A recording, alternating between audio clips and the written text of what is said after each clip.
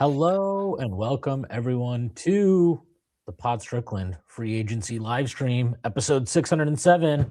I'm joined by my co-host Stacy, that is at StacyPatton89 on Twitter. Stacy, how are you doing? 30 minutes, or I guess 28 minutes now until free agency officially opens at 6 p.m. How are you feeling? Zen. Like the master Phil Jackson himself. Yeah, it's a good time to remember that the Knicks won a championship. They're reigning champions. So don't let anything that happens today, tonight, tomorrow, anything over the next 4 months, don't let any of it bother you. Because they did the most important thing. So we'll see how they bounce back. Obviously, they have Mitchell Robinson still unrestricted free agent. Everybody knows that they are maybe operating under the fact that Dolan will not sign off on going into the second apron. We'll talk about that. We'll also talk about Knicks who are coming back. Landry Shamet, Jose Alvarado, Mohamed Diawara. The Knicks have handled quite a bit of business already. So we'll see how things unfold. Before we do that, just want to let you know that Strickland has a Patreon, which you can find at patreon.com/Strickland. If you go there are multiple tiers that you can subscribe to. And if enough of you sign up, I won't have to do any more awkward ad reads. Also, thank you to our sponsor, FanDuel. FanDuel has you covered for all of your sports betting needs. NBA futures, MLB regular season, NFL futures, the World Cup, all of it right at your fingertips over on FanDuel. Yeah, okay, look, let's start with the biggest news of free agency so far, which is that Landry Shamet back to the Knicks, 4 years, $24 million. I think obviously not the biggest news of free agency. Actual major things have occurred in free agency or pre-agency, however you want to call it, NBA offseason already. But we are a Knicks podcast. So let's start with the Knicks. So again, Landry Shamet, 4 years, $24 million. He's back with the team. We don't know if that's fully guaranteed, if there's a player option, whatnot. Either way, really good business when you see some of the contracts that have already been handed out. Jose Alvarado also back to the Knicks. He declined his player option for next year at $4.5 million. And then re-signed on or agreed to terms on a 3-year, $14.5 million contract. I think there might be a slight, very, very slight haircut that the Knicks got from him in the first year. So either way, good job by them. Especially, you think about what a guy like Ayo Dosunmu got, and that's a player that was potentially on their radar at the trade deadline as well. So Alvarado obviously proving his worth throughout the playoffs, especially in the NBA Finals. And then comes back on what's a pretty nice little contract for the Knicks. And Mohamed Diawara also agreeing to terms with the team. This one has been reported in a very odd way. It's a multi-year deal at something like 10 plus million. We don't know the years. We don't know the structure. Presumably, it's a 4-year minimum contract that they agreed to with him. And, that's obviously would be great value. And look, there was a world where they would have lost him in free agency. So for them to agree to that contract early on is good. We will see what happens with Mitchell Robinson. It feels like we're entering the last 25 minutes of his time as a New York Knickerbocker, but we'll see. And Ariel Hukporti, they also declined the qualifying offer on him, but I think he will be back. There are some mechanical reasons for that. If they had kind of extended that to him, he would have had a no-trade clause effectively for the season. It also is a little bit more expensive. I think it was $2.66 million versus bringing him back on a minimum would run them $2.45 million when you're up against these aprons. Obviously, we know every dollar counts. I guess, again, we will see what happens with Mitchell Robinson and Ariel Hukporti for that matter. But I guess, how are you feeling about the state of the roster? As we are approaching the start of free agency at 6 p.m. I think we're looking at they could obviously go in the second apron to keep the roster together. And I think a fundamental question that needs to be asked is, given everything that exists, how long you might expect this to last, is it worth going into the second apron for Mitchell Robinson? This question has changed over the last few days because they did sign Landry Shamet. It's literally just Mitch. Is it worth going into the second apron for Mitch? Which is, I think, because he is such a difficult player to when he plays, when he is at his best, he is a top 10 center in basketball. He's the kind of guy that you could put against Cat, and he would give Cat problems. But that's not the situation most of the time. And given what they would be giving up, is it worth going into the second name from Cat? This isn't OG. This isn't Mikal. That's where I'm at, and that's what I'm trying to debate. And I think that the two sides are, on the one hand, if you win a championship in this circumstance, they have the right to defend it. On the other hand, they brought everybody back besides Mitch, who is just a very tricky call. And I also just, I will address this. The talks about Dolan is secretly subverting this front office. It hasn't happened in 6 years. And the only reports we got were from league sources. I'm not denigrating Fred Katz's reporting or Ian Begley's or anything, but that's just a fact. It's league sources. That could be an agent. That could be Brock Aller.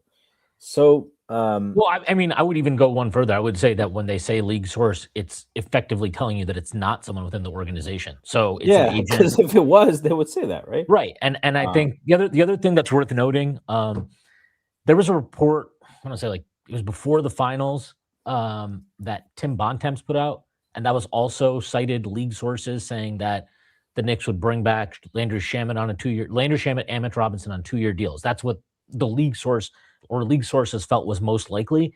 So a lot of this is supposition coming from league sources. Now, they could be right. They could be right that the Knicks are not going to enter the second apron.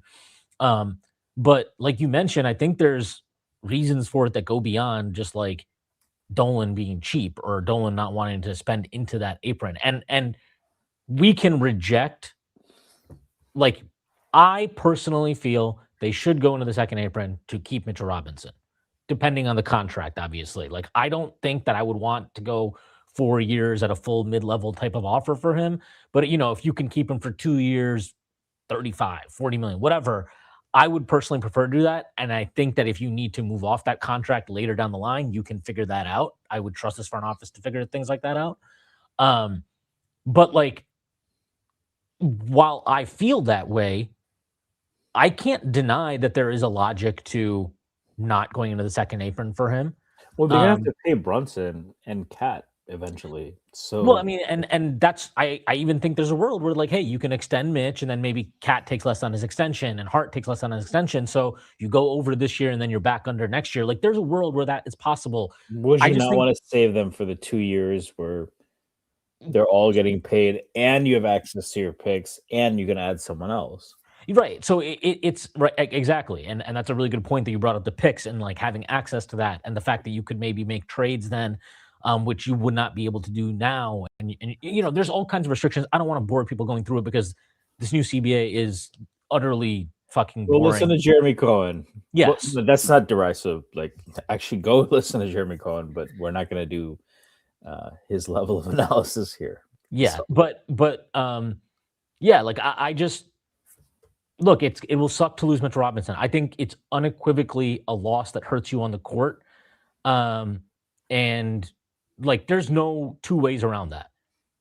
I personally think, one, like we've talked about previously, I do think that Mitchell Robinson is probably a declining player as it stands. Now, he's obviously still a really good one, and he's very useful at times, but we saw, like, he did not have a good postseason. He did not have a good, he had pretty terrible finals until game 5, right?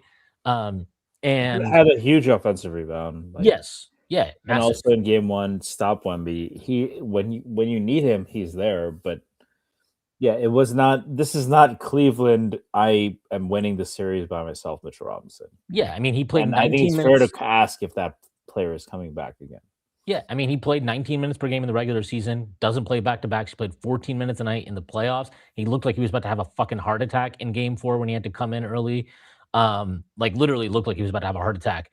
And, you got to weigh all of that stuff. And, it sucks. This is the cap environment that the Knicks are operating in, that the entire league is operating in.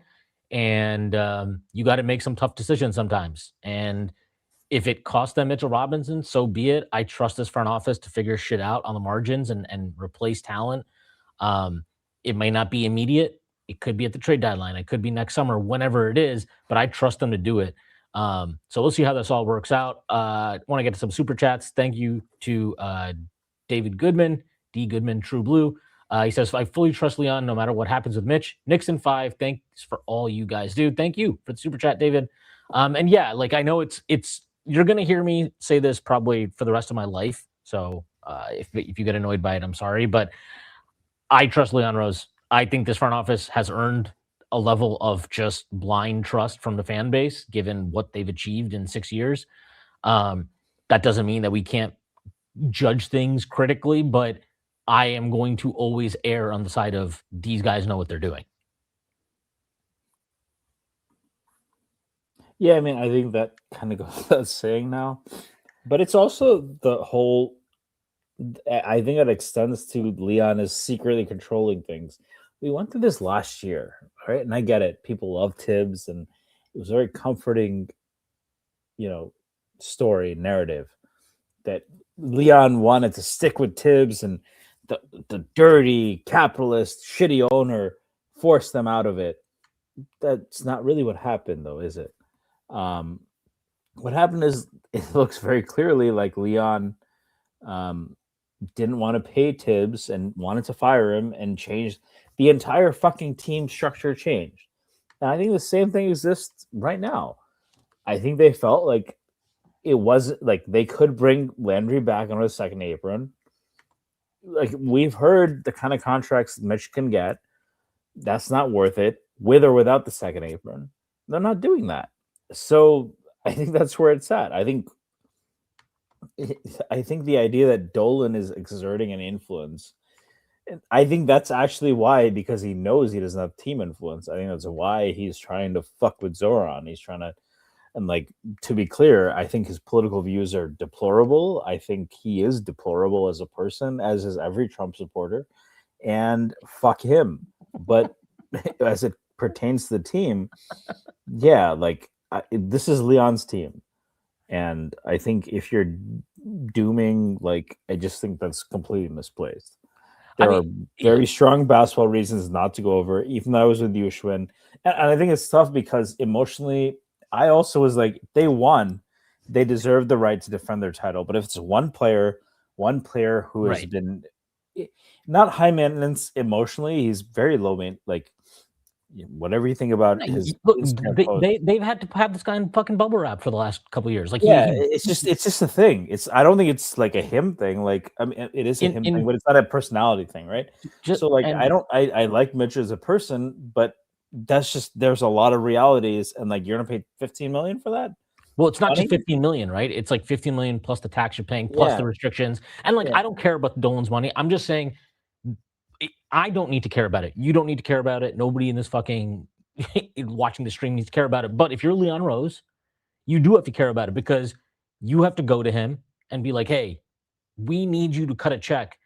And it's 15 million for Mitch, and then it's, fucking 50 million in tax. And like, that's you gotta play politics to some degree. And you also already went to this guy last summer, right? And we're like, hey, we got, that head coach that we extended for 3 years, 30 million last year, and that extension is just now kicking in. Yeah, we got to fire that guy because he's not actually getting it done. Like, these are difficult conversations to have, and you have to be judicious about when you kind of get your owner to open up the checkbook and when you don't.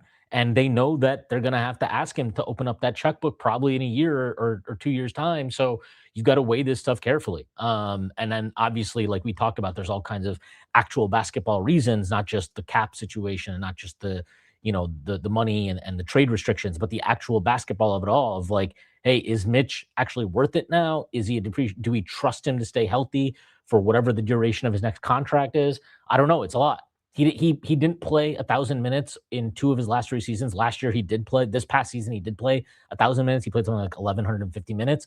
But he averaged less than 20 minutes per game, and he averaged less than 15 minutes per game in the postseason. Like, it's not straightforward. It's not so easy to just be like, pay Mitch and let's move on with our lives. Like, I would like that. We're paying a player $60 million a year who's worth it, I think. but we're paying another player $60 million a year at the same position. Like that kind of also matters, right? Yeah, yeah, of course. And like we talked about, I think there's a Karl Anthony Towns extension coming, a Josh Hart extension coming, and I do think that those guys will reduce the kind of salary they're on year over year. They'll make it up in the aggregate with the total of the contract. But like even with all of that, do I know that Mitchell Robinson, whatever number he's going to get, is worth it? I don't know. Like, look, ultimately, I do hope that you know, they can Dolan, just decides, fuck it, we can go into the second apron. And Leon has convinced me that we will duck under the apron next year and, we can play that game. That would be my ideal scenario. But I think there's real reasons that that scenario might not unfold that go beyond just Dolan being a fucking cheapskate asshole. This is from Huck Frazier for the super chat. Thanks for the super chat, Paul. How much worse are the Pacers versus 2025? Is Hallie serious enough to stay healthy after this injury? Why aren't they trying to improve? I mean, it's hard. Look, whatever you think about the Zubats trade, they did do the Zubats trade. That was obviously to have a center in place for when Halliburton returns this upcoming season. Do I think he's serious enough to stay healthy after this injury? I do. I mean, I he's a kind of a goofball, and I don't know how much I will say, like, I don't think I despise him, but I also like haven't had to Well, watch so him. is Josh, and so is Jalen in many ways. Like, Yeah, there's no yeah, reason to think Halliburton has any. It's not. He's not John Morant. Like, yeah, I got no. I hate that guy because he beat us. But like, as far as like the fucking you're not serious shit, like I can't say that about him. He beat us. Like, he's really good. So that's what it is, and I think he'll come back. yeah. But yeah, I think Halliburton's fine. It's kind of weird because free agency hasn't started, but it feels like it has started because everybody just re-signing with their teams basically, or got traded. We'll go into some of the stuff we've already seen so far. Um, but yeah, I mean, I think the Pacers already made their big move of the offseason. I suspect that they'll do some stuff on the margins. I think they'll probably work some trades to improve maybe the back end of the rotation. I wouldn't be surprised if they do something at the center position to have a backup for Zubats. I mean, they already have Jay Huff. Maybe they're fine with him as a backup. I think that would be okay. But I think it's a little too early to be like, how much worse are they? I think they are worse than they were in 2025 because I also feel like they caught kind of like the Knicks this year, not to the same degree, not as good, but they caught lightning in a bottle that year. And they were really, really playing like But they greater made the ECF the year before. right. And they And they were have a just great coach, and I do yeah. think Halliburton elevates the team. I think, and Zubac isn't worse than Turner. They have to adjust. Like I think they're the second best team. Like, let's see whatever happens with this Toronto trade, which we can talk about later, or Detroit. But I think they're the second best team. I think the Knicks with this version of the Knicks, yeah, I think we are better than them. But like, Yeah. they're a fucking great team. I'm not gonna diminish that. They took OKC to 7. Like, Yeah. that's not a fluke, you know. Yeah. No, I think I And I fucking personally hate Indiana. yeah, So me, I personally think that like if Halliburton is back to full health, to me, they are the team that will definitely be our biggest competition as things stand in the East. Maybe we'll see. Maybe the Zubats thing is clunky and it doesn't work that well, but I just have a lot of like belief in, like you said, as much as I despise Halliburton, like the guy obviously is a pretty elite playoff or creation engine for them. He's a really dynamic playmaker, unfortunately, and Rick Carlisle is one of the best coaches in the business. So, like, when you have that combination, like, yeah, I think that they will be challenging for the Knicks. I think they are definitely among the top competitors in the East. So, we'll have to see. Obviously, it's all, it all really does fall on is Tyrese Halliburton back to the same, and an Achilles injury is nothing to be, he's got um, 82 games to do that, right? So yeah. So we'll see. This is thank you from James for the super chat. Kiss me. I am sending you kisses, James. Sorry, trying to get as many comments here as I can. But yeah, you know, Eric McLaurin says it's not fair to trust the front office to fix everything with no money, Mitch or not. It's irresponsible to prioritize the apron over adequate depth, especially when you can cross it and get back under. I mean, I can't disagree with what you're arguing. Like, I understand that viewpoint. I also think like you have to let it play out. Like, we don't know what they're planning to do at center if Mitchell Robinson walks. We don't know what options could become available in free agency. We don't know what options could become available in the trade market down the line. They felt kind of stuck last year, and then they were able to trade Yabu, for Alvarado, and Alvarado ends up being a decisive piece for us on the margins that helps us win a championship. Like, I don't know what they're going to do, but I feel pretty confident, or maybe not confidence, maybe the wrong word, but I have full faith that they're not just going to sit around and have no plan and haven't discussed what could be available now, what could be available at the trade deadline, with the picks they acquired in the draft. Like, I don't agree with that. So I totally understand the viewpoint. But personally, like, I'm sorry. Like, I'm just gonna keep trusting the front office, and I think that they'll be able to figure it out. Again, it might mean that you don't have a great backup center this upcoming season, and it's something that you have to figure out down the line. But I'm gonna give them that opportunity for sure.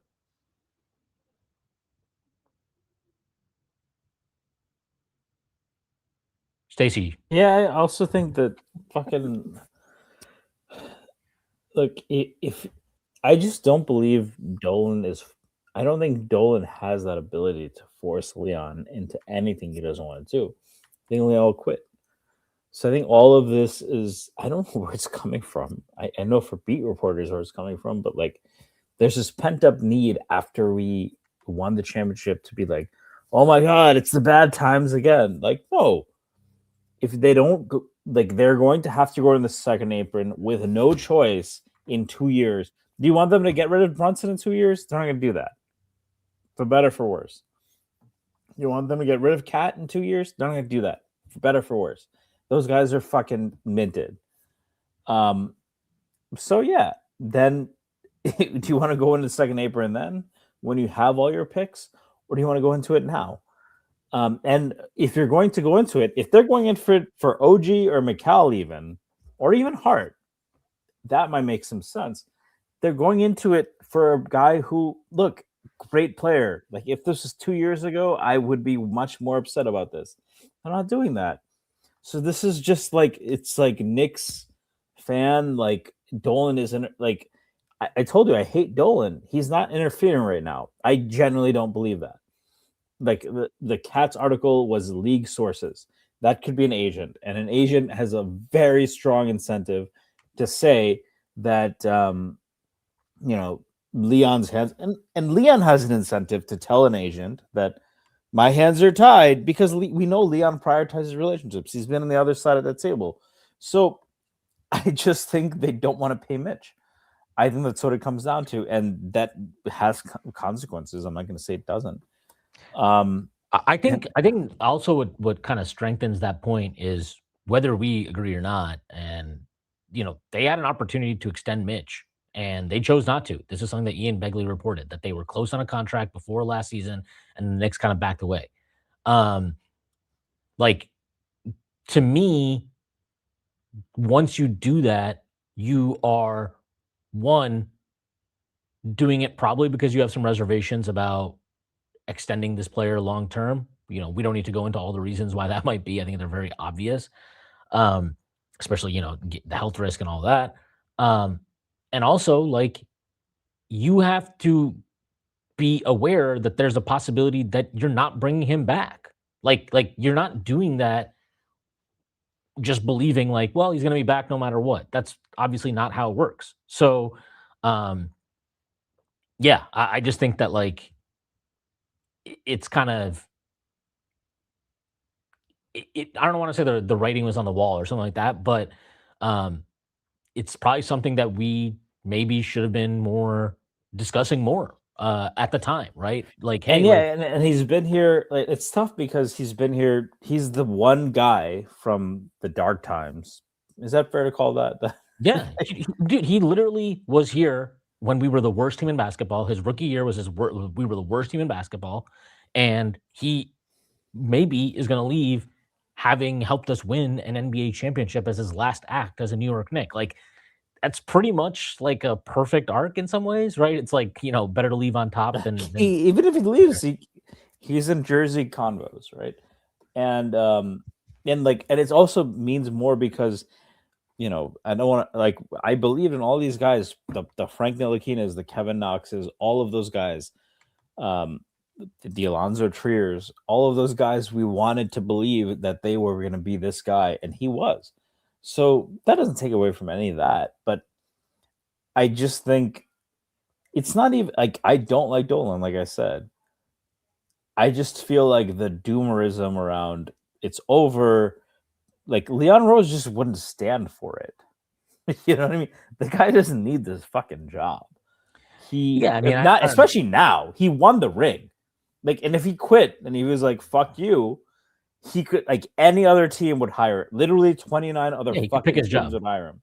He'd get a job in 5 seconds. Or he could go run the consolation prize of running CA again, or going on ESPN, or just retiring with all this fucking money.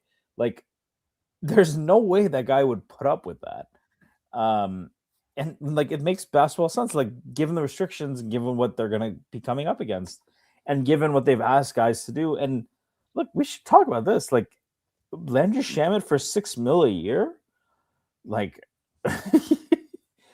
when Kevin Huerter got 9 and what's his face got 15. Champagne. We saw both of them in the finals. I know who I would have taken. Andrew Wiggins opted into $30 million and then got a $34 million over 2-year extension added on. There's money. I think Andrew Wiggins is better than Shamet, but I think Shamet is at least as good as Champagne. I think he's a better defender. I don't think Shamet would have gotten cooked quite that badly against Brunson the way that happened in the fourth quarter. So I think they have a plan, and the same fucking thing happened last year when it was a Dolan decision to quote unquote to fire Tibbs. It's no, I'm pretty sure they revamped the whole team afterwards. You think they if Leon Rose really wasn't on board, he would have just hired the same person and said do the same thing, and he didn't, because I think the other part of it too is there's always this thing of Dolan shouldn't stick his nose into basketball operations, and I get that, but the owner inherently has to sign off on shit. But I don't think he's sticking his nose. He's signing off. He's signing off. He's right. Not. But I think you trust Leon is calling the shots. Right. I agree. That's my point. Is that I think that there's often a the eye of the beholder is a thing, right? So I think to one person, Leon Rose is sticking in, or Dolan is meddling, and to another person it's no, he's signing off. So it's all to some degree your perception. Brunson Better asks, why wouldn't Leon at least check in on Bron back-to-back championships? Thank you for the super chat, Brunson Better. He also said Brunson, McCall, OG, Bron, Cat, best starting 5 of all time. I mean, look, it would be an amazing starting 5. Maybe they are checking in for all we know. Apparently LeBron is going to take. He wants to make a decision. Is he going to take the taxpayer MLE? Yeah, and just so you know, everybody should know, the free agency has officially opened now. So maybe we'll get some contracts here. But yeah, I don't know. You're not going to be able to offer LeBron much money. Maybe he really does not care about the contract. So it is what it is. And then Huck Frazier, thank you for the super chat again. Paul says, when you reported today that the Knicks broke multiple teams, what 3 teams do you want them to break next, and why? Well, also, who have they broken so far?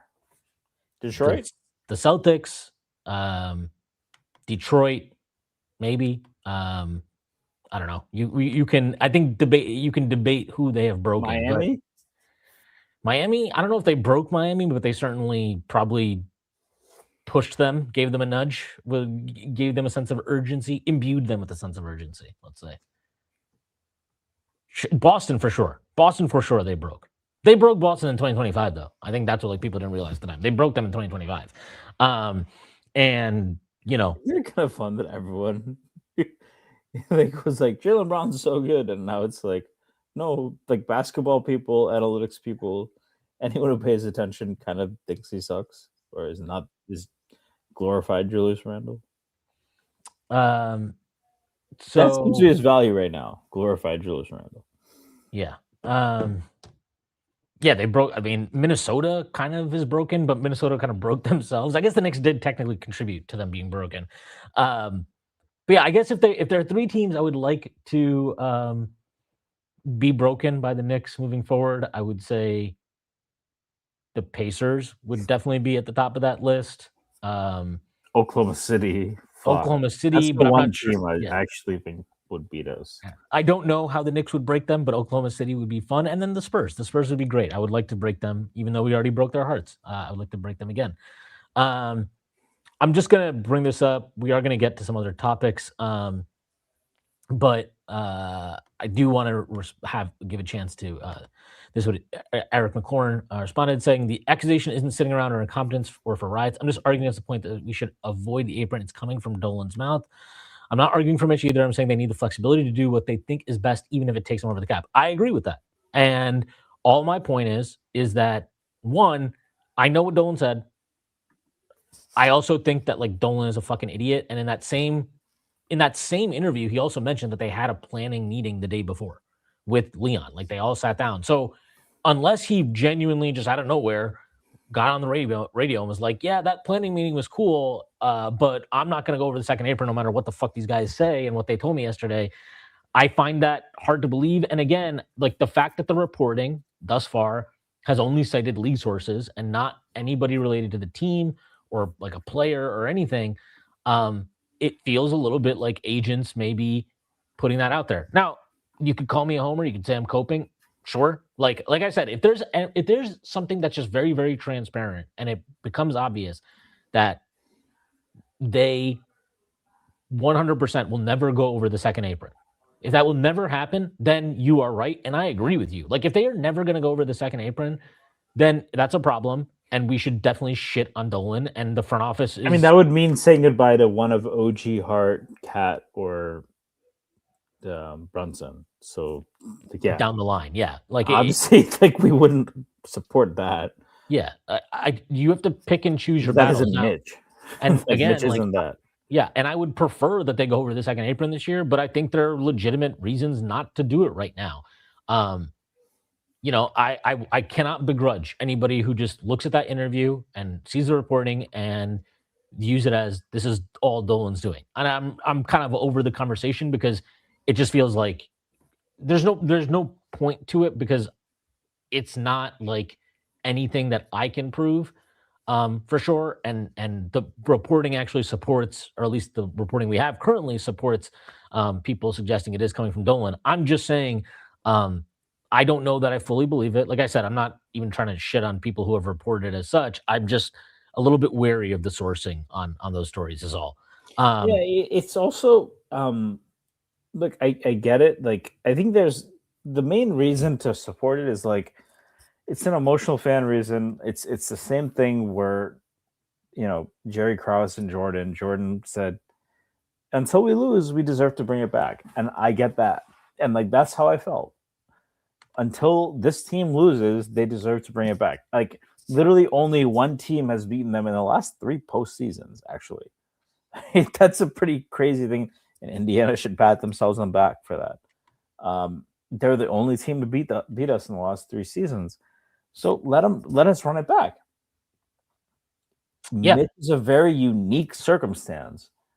And it's very easy to understand a scenario where Leon like wants to make Dolan the scapegoat to maintain his relationship with agents. So he says, yeah, I would pay Mitch $20 million a year. Oh my God, I love him.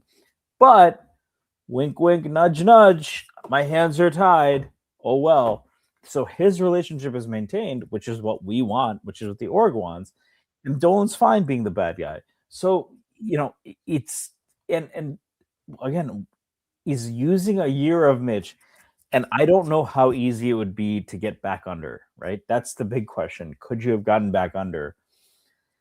But we're talking about the playoffs, so you need to solve that anyway. Like if you got back under, you need to trade Mitch for some kind of usable piece. So at the end of the day, you need to find a usable piece. And is Mitch's trade value that much, especially on the contract? If you have to sign him for 3 for 15 or something like that, no.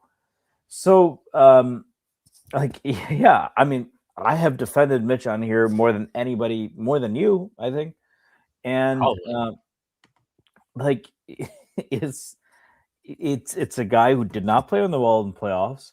You have to Mike Brown did a great job of getting him out right before Hackashack would happen. I thought that was an underrated part of Mike Brown's coaching among the 10,000 other things he did that were great. And so this free throw thing, there's the really just needs an alley-oop or a open layup dunk. And there's the fact that he just wasn't great in space this offseason. He had some good moments against Wemby. Look, we still know he can show up when it counts. He's a very good backup center, but he's not. I think the shift is before the season, I would have said he is a starting center that we are lucky to call our backup. And now I would say he's a backup center. And we don't pay $15 million. There's no reason to pay $15 million for that. Yeah, I think it's fair to say that as great.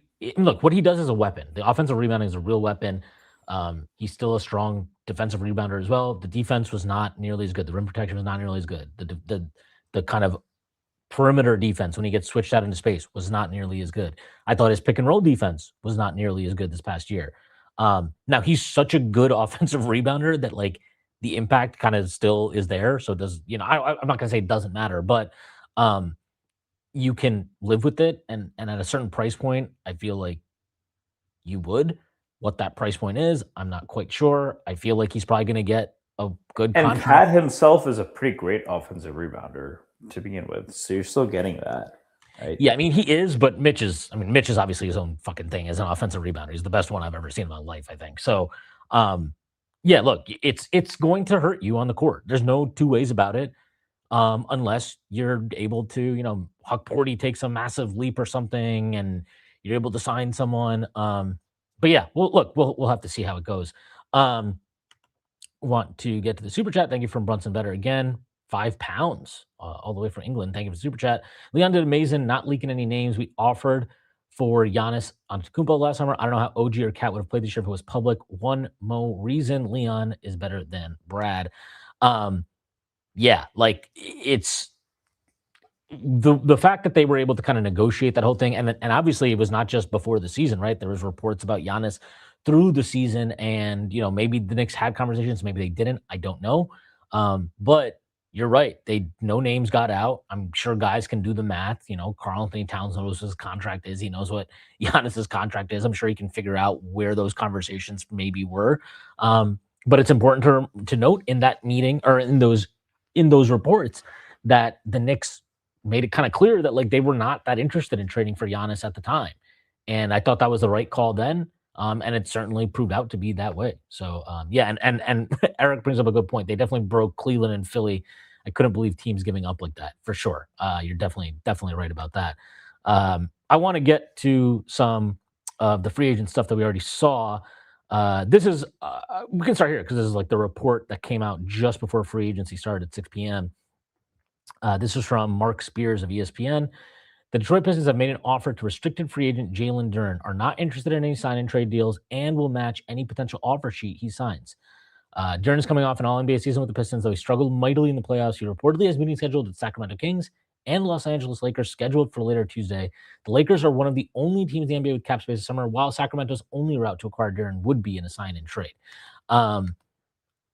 It's interesting messaging to put that out there.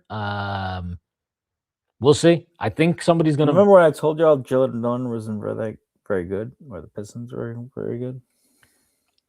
Was that a sentence? Do you remember when I told you Jalen Duren wasn't very good and the Pistons weren't very good? I mean, they won 60 games.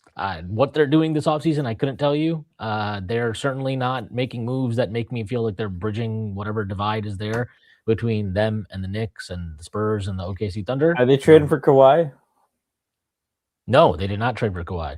I think there are ways to improve your roster aside from trading from Kawhi, though. Now, should they have traded for Kawhi? I don't know. If he wasn't going to extend Not there. to beat Jalen Brunson, bro. Jalen Brunson owns those motherfuckers, and when it matters. And Cat, there were people trying to tell me Duran was better than Cat. Like, fuck him. Like, is there a legitimate reason?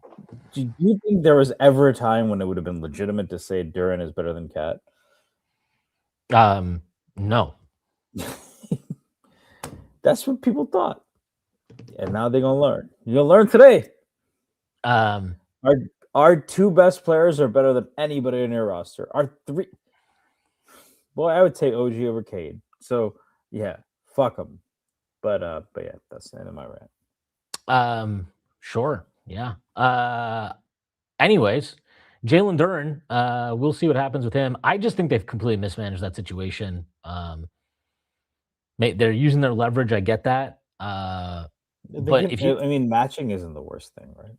It's not. But if you were gonna match, then like, I don't know. To me, well, it's cheaper than actual. Right, but the reporting was that he never asked for the full max. I think it was like he asked for like something like $40 million a year or something, and that's 5 years, 200. That's less per year than matching what a full max offer sheet would be for him, which is 177 on the open market.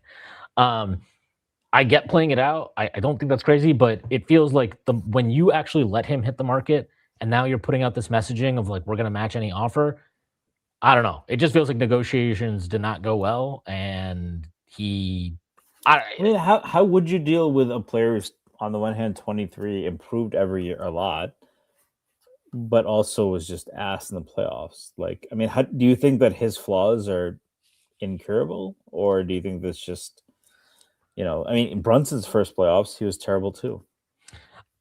I don't think what Thurin struggles with is necessarily incurable, but it's concerning. Obviously, it was really bad. I mean, he had a terrible postseason. There's no question about it. After an All NBA caliber regular season, I guess. Yeah, I mean, the Cat was better, but yeah, fine. Yeah, but like he was terrible in the playoffs, so that's a concern. But Cat was pretty awful his first time in the playoffs too. And I'm not saying Duren is Cat, but I am saying that like young bigs, it's not always straightforward for them. And I don't know. For me, if I'm him, if I were Jalen Duren, I would be like, look, I'm going to say 40 million a year, right? That was the public negotiating stance that leaked out, was he wanted 40 million a year. I would suspect that what he ultimately wanted was like, hey, like, give me the Şengün contract at least. Like, what has Şengün done that I haven't done? And I think that's a fair position for him to take. Now, should Detroit listen to him or acquiesce to that? And obviously their valuation, whatever it was, feels like it was very off of what Duren's demands were. But I don't know. I just don't really. To me, it feels like whatever the Pistons have going on is not ideal. I don't know anything about the draft. People seem to like the kid they drafted, Corey. Is he going to help them come playoff time? Prez did. Yeah, Prez, a lot of people that did. matters. Prez is like this motherfucker be watching in his sleep while he's feeding his baby and all that shit. So, and so yeah, like maybe that's a new needle moving piece for them. But like the rest of what they've done, it's like, okay, they traded for Isaiah Joe, fine regular season player, will help them space the floor better in the regular season. This is a guy who effectively could not play or was not trusted to play in the postseason by his head coach 2 years running against quality opposition. Okay. And so am I worried that they have Isaiah Joe? Is that a needle moving piece when you're in a series against the New York Knicks? Probably not. So like, okay, that's fine. You re-sign Kevin Huerter. Feels a little bit expensive for whatever he did last season. But it's fine. But like when you win 60 games and you lose in the second round of the playoffs, to me, that is the time where it's like the moves you have to make no longer are like, you're not getting better by just tweaking some stuff on the margins. Like you need your OG trade. Yeah, you need to go get you need to go get players who can make the difference in the postseason. And the regular season, like, I don't know if you've ever needed more proof or if you ever need proof again of how different the regular season is from the postseason. from just watching the playoffs this past season. And again, Isaiah Joe's a guy who quite literally did not I make told the you difference. that too. The Knicks were just fucking around for a lot of the regular season. So, They certainly might have been. But yeah, like Isaiah Joe is a guy who definitely didn't make the difference in the postseason last year. Corey is a promising young guard, but he's a promising young guard. Are we sure that he's going to make the difference for them in the postseason this next season? And who knows if he's even good? Like that's well, always a risk, obviously, with whoever can I you start? draft. And then you have a guy like Herter who hasn't made a meaningful difference in the playoffs or at a high But can level I ask you a question in there? since Why he played wouldn't they? against the Sixers in Game 7 of the 2021 Eastern Conference semifinals or whatever. Like these are the players that you have moved for right now, and then you're now in this weird public negotiation with Jalen Duren after you and they moved But on why from Isaiah wouldn't they go Stewart as for well. Giannis? Like, why not go for Giannis? Why not go for Jalen Brown? Why not go for some of these big, even John Morant? Like, he would have been good fit there. Like, they have like, and I asked you this in midseason, and you said, they're on pace for 60 games. They won 60 games. Everything's good. They're all young, but like now it seems like they haven't made any big moves, and that they haven't gotten a ball handler to go next to Cade, which, to be clear, as much as I shit on Cade, um, I think that's in comparison to Brunson. He's not Donovan Mitchell. He's capable of being the guy if you give him a little help.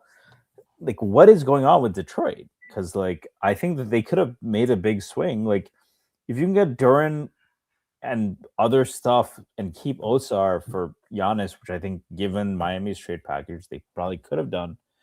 Why not? Right? Like, because that would have made them a contenders. Or Kawhi. Right? I think the Kawhi thing is probably he had some leverage here by just being like, if he says I'm not going to extend with your team, like that's a tough spot to be in. So I kind of understand why they maybe didn't go for Kawhi. But yeah, I mean, why not throw your hat in the ring for Giannis? I mean, there is a downside to that if you don't get him, like we saw with the Boston Celtics. But why not maybe take a chance on Giannis? Why not?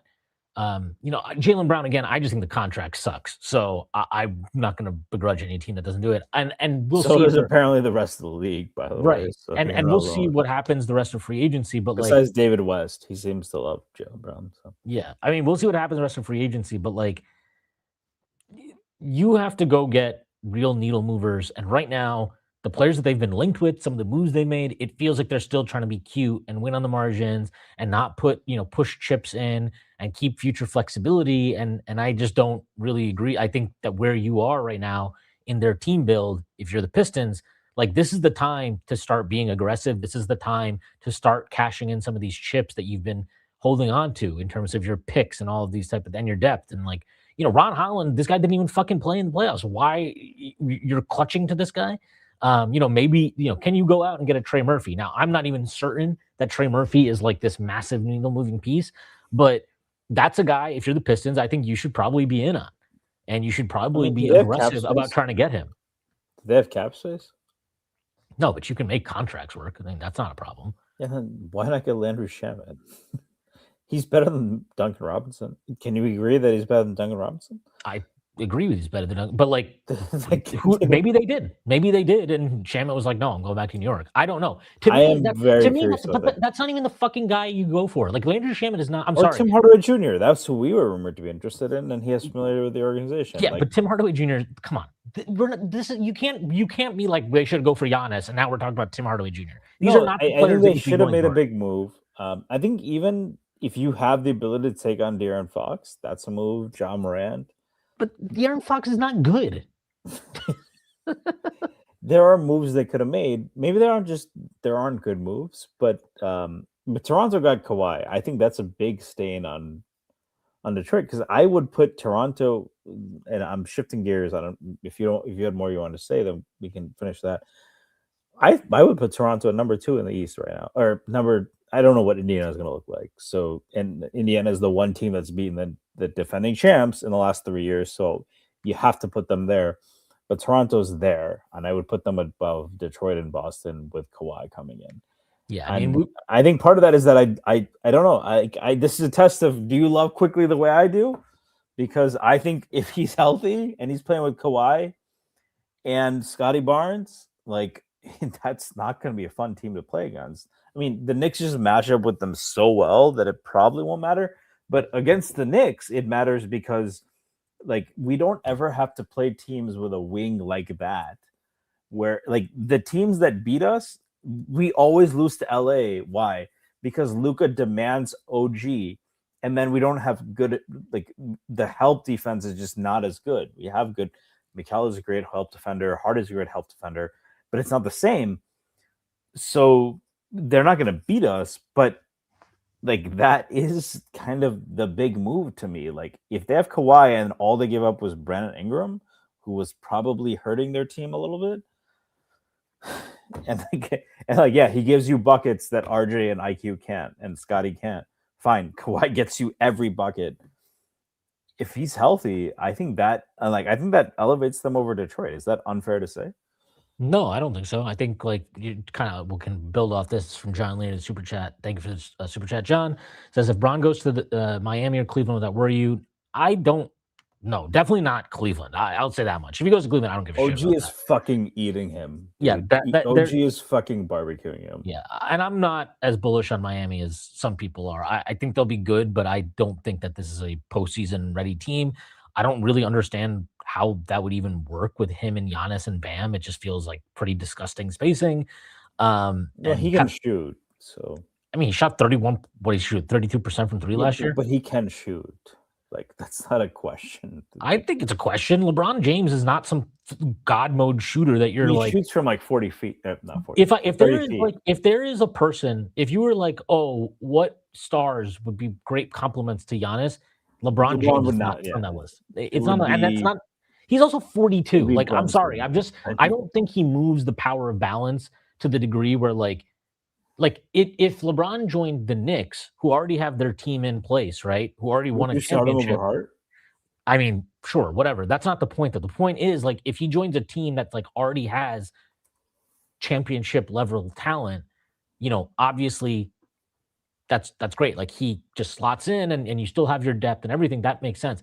If you're going to Miami, if he were to go to Miami, I don't think he's going to go to Miami, but if he were to go to Miami, now you're talking about like, you know, he has to kind of raise the talent around him, and he can do that to a degree, but this is not prime LeBron anymore. Like, you can't ask him to just be the difference all the time. Like, we saw that with the Lakers ultimately, is that when you don't have quality depth, he's no longer capable, and maybe nobody is no longer capable of just like overcoming that because of just their supreme individual talent. Depth matters a lot now in the NBA. We've seen this now for multiple years in a row. It wouldn't bother me to go back to the Kawhi thing. Like, yeah, I think, and just so people know, I'm sure everybody here is a sicko like us, knows what the details of the trade are, but Kawhi gets traded from LA to the Raptors. The Raptors send out Brandon Ingram, Grady Dick, 2 first-round picks in 2027 and 2029, a 2030 pick swap, and 2 second-round picks. Yeah, I think Toronto is in that class now of like with the Pacers where you would at least feel like, okay, this team could seriously give us like a, you know, they might be able to give you a real series. What I will say is I still think like not having a center is a big deal. I still think that like half court initiation for them is problematic. As good as Kawhi is, he's a play. Are they definitely losing Mamu? I would be surprised if they have the resources to bring him back. They don't really have anything to do. It's just Pirtle at that point. Yeah, it's Pirtle who is bad and washed up. And then, you know, they're kind of CMB kind of, he played backup 5 for them basically last year. He was good. He's not really a 5. Yeah, he was good against the Cavs. But like he's a Draymond 5. Yeah, and I struggled to even put him in the same caliber as like what Draymond was at his best. So you know, it's asking a lot. I don't know. We'll see. It's an obvious upgrade. Like there's no doubting that. Kawhi Leonard replacing whatever the fuck Brandon Ingram was giving you is an upgrade, but it's one that has a ton of risk. Like you talk about injury risk. We know Kawhi has serious injury risk. You know, I know that he was incredible last season when he played, but he's 35. Like there's no guarantee that he's going to keep that form up. It's possible that he falls off a cliff to some degree. And, you know, there's just a lot there. I don't know that They're not going to compete with the Knicks, but I'd still put them over Detroit or Boston. Jeffrey Glenn, thank you for the super chat. It I says wanted Raptors. to sorry. I'll put Jeffrey back up. I had to shout out Larry here. Yes, it hurts. Why would Bones not be the Jordan Clarkson replacement? Got to address that. But my guy's doing well. He turned his career around. All right. Sorry. What was the comment? Bones Island sucks. Jeffrey Glenn, super chat, $4.99. Thank you for the super chat, Jeff. He says Raptors are Eastern Conference Finals contenders. They will be very easy to guard, lack shooting. Mamu is not a real center. I basically agree with all that. I know that Mamu is not a real center, but Mamu is and was a very, very useful player for them. That's going to be good. a lot. But Cat's going to own him, right, in a series. So. Well, he would, but he's not going to be on the team, which is a problem because you just don't have size. They don't have size. Like, I think this is like a real issue for them, especially the way the league is trending. That feels like a pretty big problem. Well, I think when the league trends a certain way, is there a value to zigging when the rest of the league zags, right?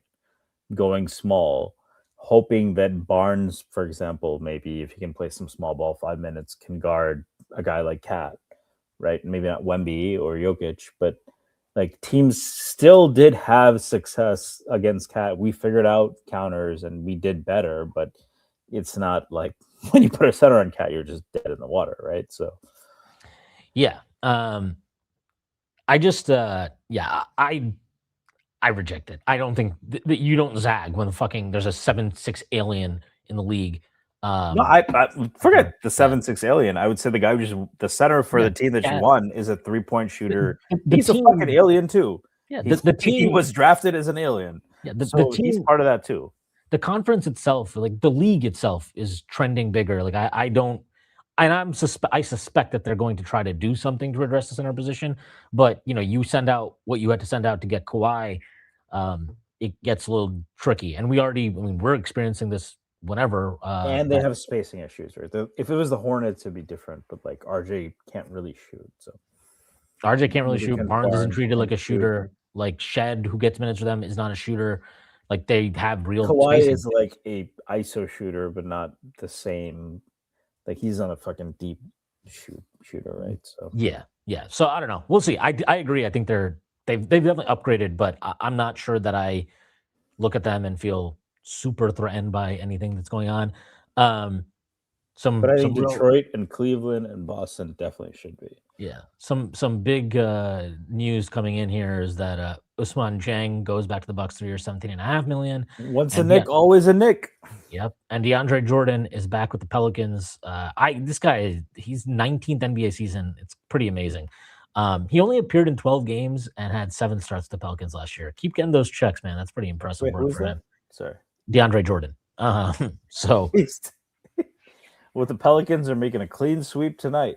Yeah.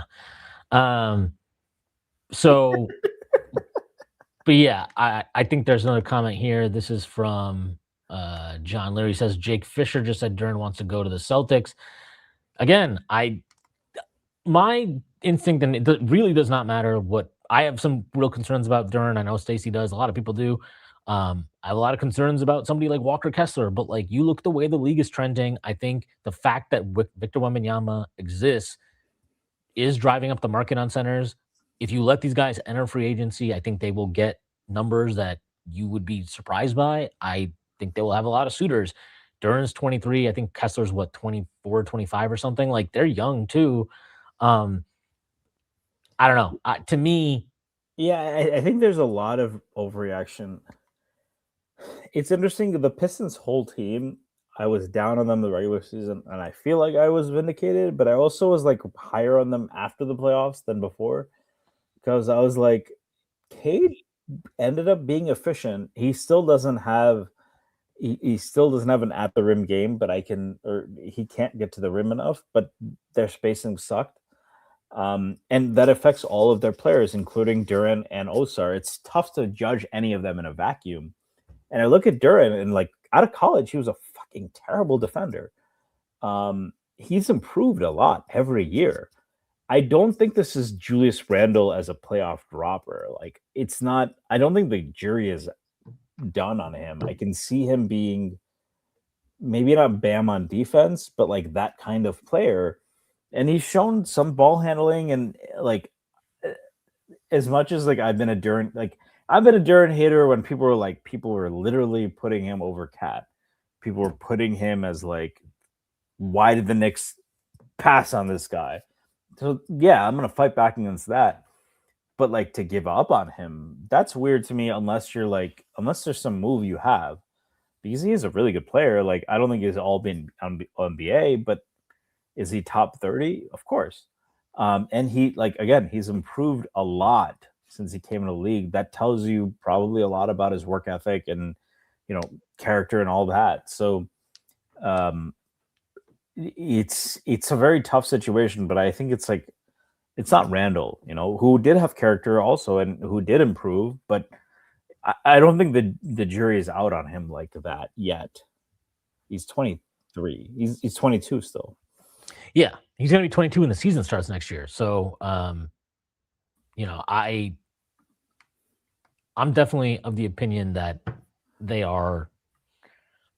I would not give up on him. If I was Detroit, I would definitely not give up on him. And I mean, they're definitely intending to keep him or hoping to, because they traded Isaiah Stewart for what, 3 seconds basically.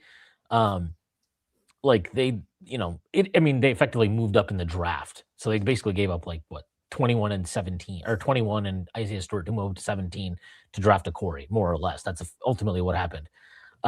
Looks like Tim Hardaway Jr. is going to the Miami Heat. Congrats to them. I guess cool, whatever. I don't really care. I know he had a good season. It's a lot easier to be good. His dad's team too, where he grew up, all that. Yeah, he's got just as good of a crossover. I wish. Yeah. Jeffrey Glenn, $4.99 super chat. Thank you so much. Detroit. I told you.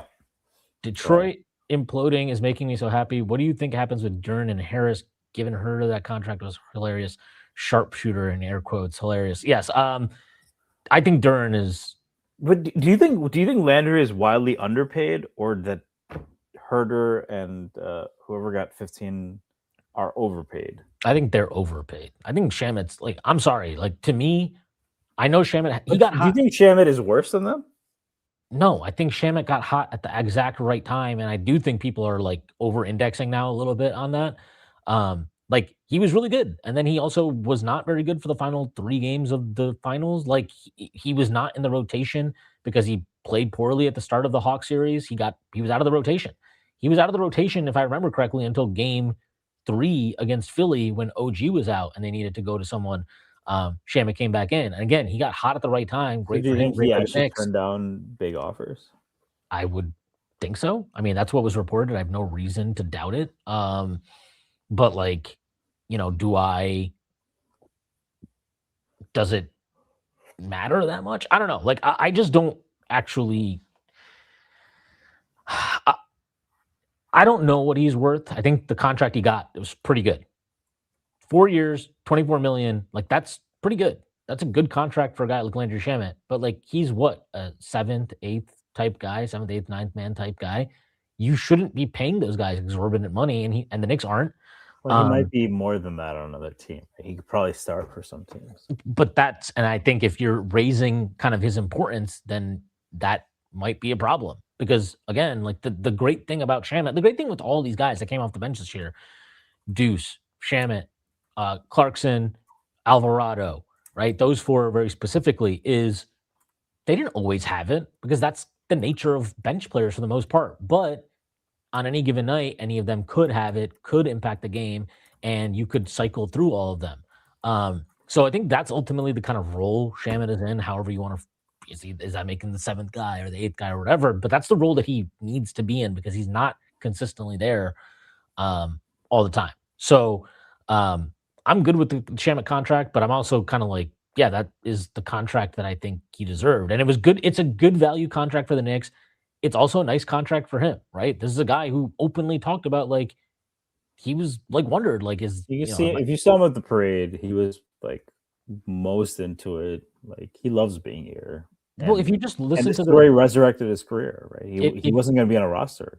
If you just listen to the podcast with John Turturro, he like openly talked about, yeah, like I didn't know if I was still going to be in the league. And like he played on veterans minimums for the last 2 years. So yeah, this is a nice little pay bump for him.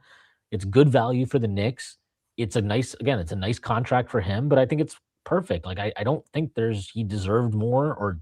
But when you look at the context of, other guys getting more. Yeah, but that's just bad negotiating to me. Like, why did you need to run to give Kevin Hurt a 3 years, $27 million? What the fuck was his market?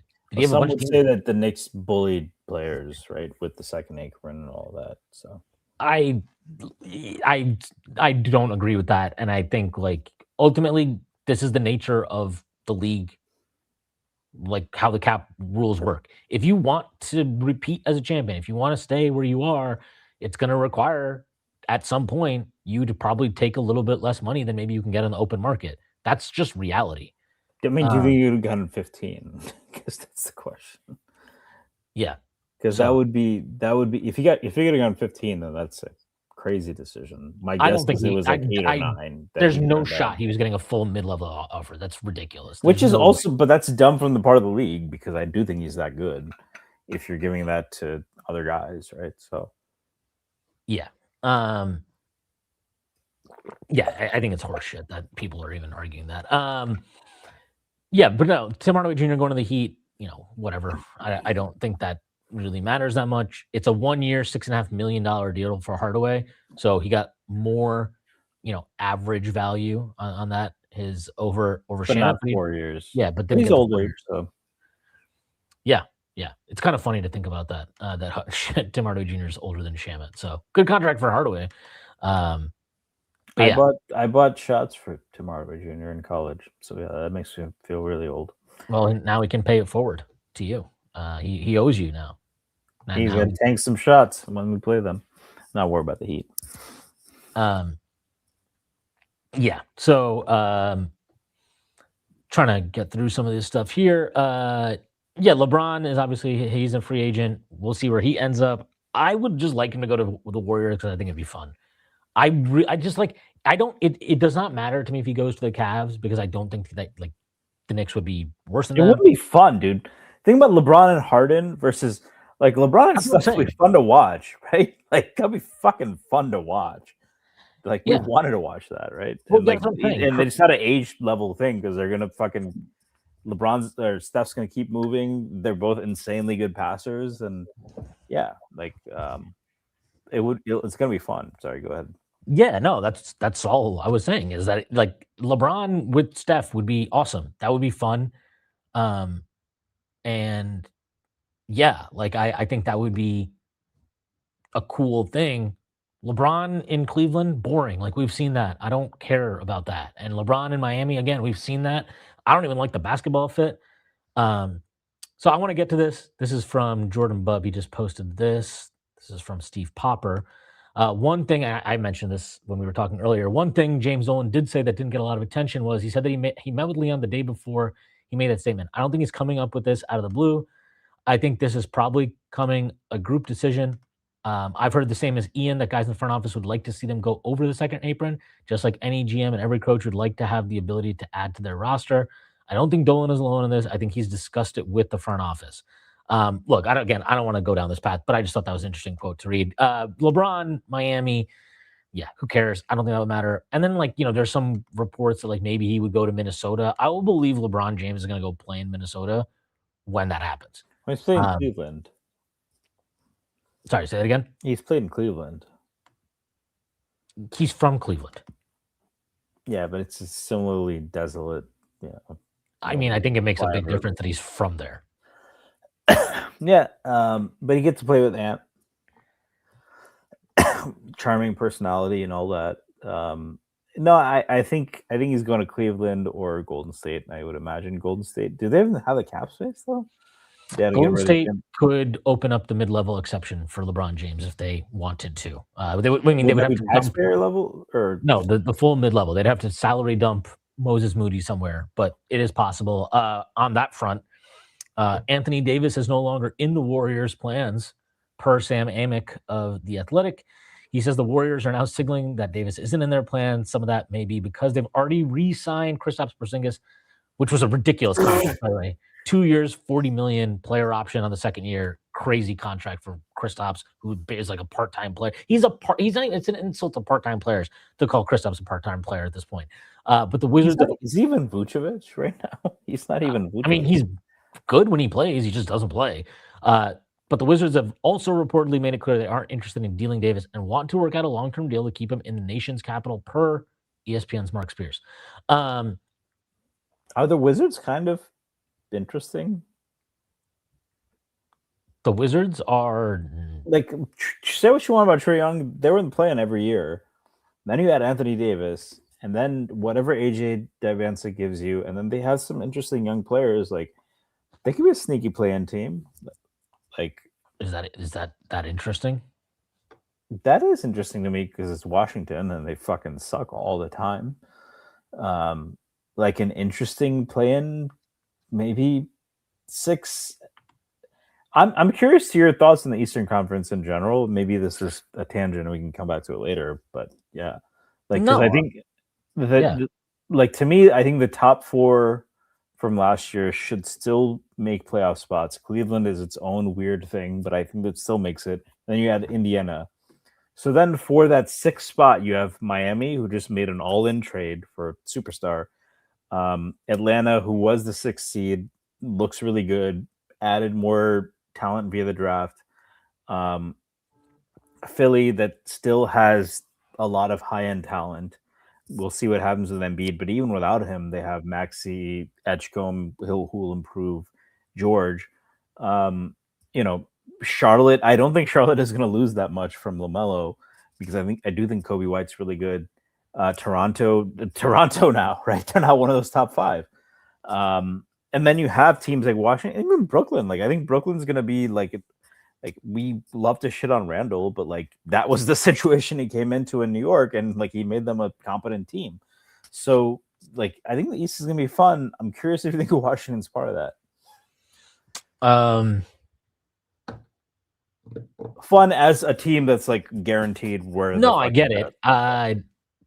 Not especially. I don't think I'm not that impressed. I'm not that concerned about fucking Washington. I don't concern. Like I said, concern. We shouldn't be concerned about anybody besides maybe Indiana because they beat us. But like, just in terms of could they make the play-in? I mean, sure. Who cares? Like, I'm not concerned about this team. They're not good. Like, Trae Young is not good. I don't really know what else to say. Like, he hasn't. You're muted right now. You're muted right now, Stacey. I think Trae Young is the guy who's overrated that is now being underrated a little bit. Like, they were in the play-in like every year. Like, they were in the playoffs this past season. I do think he's like, without him, you're right. But he is like a pretty good floor raiser, I think. And then you add Anthony Davis if he comes back and their talent, like. And then what's their talent? Like Miami's not guaranteed the 6th seed, I think, despite Giannis and Bam. I just completely disagree with this. Giannis is fucking 50 times better than anybody on this fucking Washington roster. So you think Miami is guaranteed the 6th seed and the top 5? If they're not a top 6 seed, something has gone horribly wrong. Now maybe they won't be because injuries and whatnot, but if they have relatively good health, it would be ridiculous for them to not be top 6 seed. Sucks though. I mean, that's fine. I'm pretty confident that Giannis. Like, the Knicks are just gonna fucking pack the paint against them. They win 40. They were like pulling 43 wins out of their ass with bad spacing and bad talent. Now they have Giannis and bad spacing. Like, yeah, I think they'll be okay. I think they'll be okay. That would be your 6th team, or do you think the top 6 is the top 4 from last year plus Indiana and them? Top 4 meaning Detroit, New York. I don't know that Cleveland's going to be there. What has Cleveland done that they should be automatically put there? I thought they made it last year with the same team, and they're not going to. There's no reason to think they'd be worse. There isn't? I think there's plenty of reason to think they'd be worse. Like, what do you mean? There's plenty of reason to think they'd be worse. They're not going to get better. Should continue to get better, and Mitchell's still really good. What is Evan Mobley better at today than he was when he came into the league? What is he better at? He can shoot now. He can? The Knicks were better than he came into the league. Like, he's a fake shooter. He wasn't a fake shooter. Yeah, but so it doesn't matter. Okay, great. You're a better fake shooter now. Nobody cares. They were the 4th seed last year. Like, they were the 4th seed last year. Congrats to them. What did it look like when they got to the playoffs? Do you think Miami's better than Cleveland? Yes. They have Giannis. If Giannis is healthy and they have Bam and they have Eric Spoelstra, I'm 100% taking the fucking Heat over the fucking Cavs. They have no perimeter creation. That's Giannis doesn't create. It's not perimeter creation. I don't agree. He's like one of the biggest driving threats in the league. That's perimeter creation. Okay, as a Knicks fan, I would be much less scared of Miami than Cleveland. Absolutely not. Cleveland. Absolutely not. Cleveland is fucking James. I think we should sweep them both. Jim Harden in the playoffs. Like that's what we're talking about. Damn, Giannis, dude. I think Giannis won a fucking championship. What are we talking about? You're comparing him to fucking James Harden and Donovan Mitchell. Against us? They're through a fucking parade because Donovan Mitchell finally got to an Eastern Conference Finals this year. Against us, Giannis ain't doing shit, bro. But that's okay, Stacey. This is an entirely separate conversation. If the entire conversation is just going to be compared to us, they're worse, then yeah, of course, every team is worse. That's not the conversation you were trying to have. I'm saying compared to us relative to the Cavs, I think the Heat are worse. That's what I'm saying. Yeah, but like again, I don't agree. And the Cavs were fucking terrible against us. So like, why? What have they done? What am I supposed to? Why are they going to get better? What is better about them? Because they what? Because James Harden is. I think Mobley will improve more. But like again, like what does that look like? So he's going. What is he going to get better at? Is he going to have a better team construct? Like, is he going to best shooter in the starting lineup? Why is their team construct going to be better? Why? Well, because the Heat's best shooter is Wiggins. Okay, what does that mean? Like you're saying that the Cavs team their best shooter is Wiggins. Your front court is Jared Allen and Evan Mobley. Your front court is Evan Mobley and Jared Allen. Neither of these guys can create. Yeah, but they have great shooters besides that. Like, they do. Miami has Davion Mitchell, not a shooter. Davion Mitchell is worse than Deuce McBride, and he starts for them. I'm going to pause there and say it again. Davion Mitchell starts for them, and he is a worse version. He's a version of Deuce McBride that can't shoot. Wiggins is their best shooter.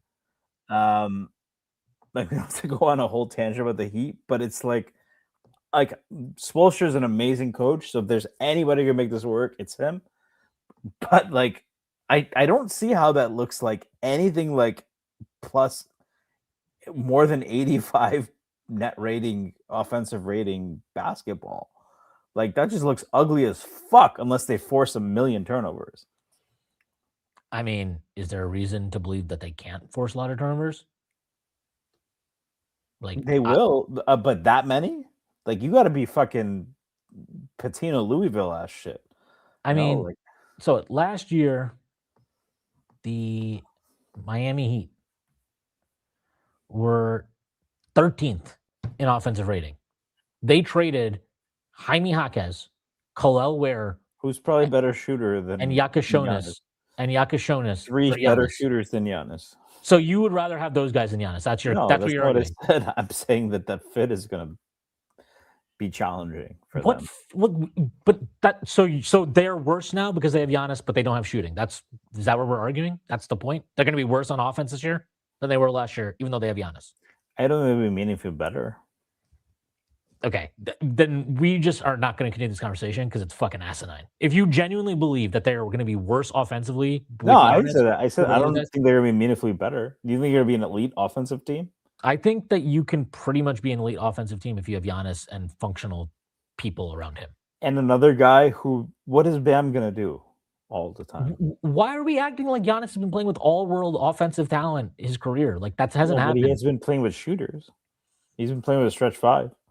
I'm sorry. Like, I think this is preposterous. I can't. And he's a fucking baby. Like, we should. You want to have that conversation? That's fine. That's not the conversation. You asked me a question, I answered it, and now he has played with a stretch five. He's not playing with. I mean, is Bam going to take 10 threes a game next year? I mean, I don't know. Bam took a bunch of threes this year. Maybe he's going to keep shooting. And he shot 31% from three. So yeah, I don't know. I'm not saying he's a good stretch five. I don't think Miles Turner was a particularly good stretch five. Yeah, he shot a good percentage. Does anybody care? No. I mean, so you put him over Cleveland. Would you put him over Toronto, Boston, or Detroit? No, I wouldn't. Okay, I would not. I think there are differences. I would hold on. I would put them over Boston. I don't know why everybody's like. Do you think a Jaylen Brown trade is coming, or do you think Boston just sucks? Boston can win as many regular season games as they want. And I saw what happened in the playoffs. So yeah, I'm sorry, I'm not that like That's amazed fair. by them. Like I disagree with you on Cleveland. I get the Boston part. I don't think they're a contender. this over on FanDuel, to win the Eastern Conference, That's the name so. the Celtics are plus 260 to win the Eastern Conference. They're the favorite. God knows why. The Knicks are plus 300 in second. Then Pistons at plus 750. Um, the Raptors at plus 800. The Cavs at plus 800. The Heat at plus 1,000. So the book agrees with you. I don't agree with either of you.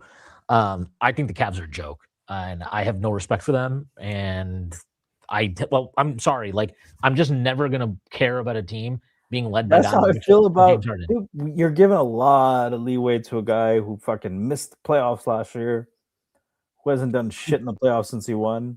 He Like, played 36. He missed 36 games, I think, last year, and they were tanking. you Like know who I'm didn't miss? Like, it's he been was a also few trying years, to like bro. It's basically one championship. he spent the entire year basically trying to force a It's trade. one time in the finals, even not just a championship. Like, he tends to be injured in the playoffs. He That's a doesn't risk. have a very That is a risk. complete game. He's also not the defender he's revered to be, though maybe that won't matter next to Bam.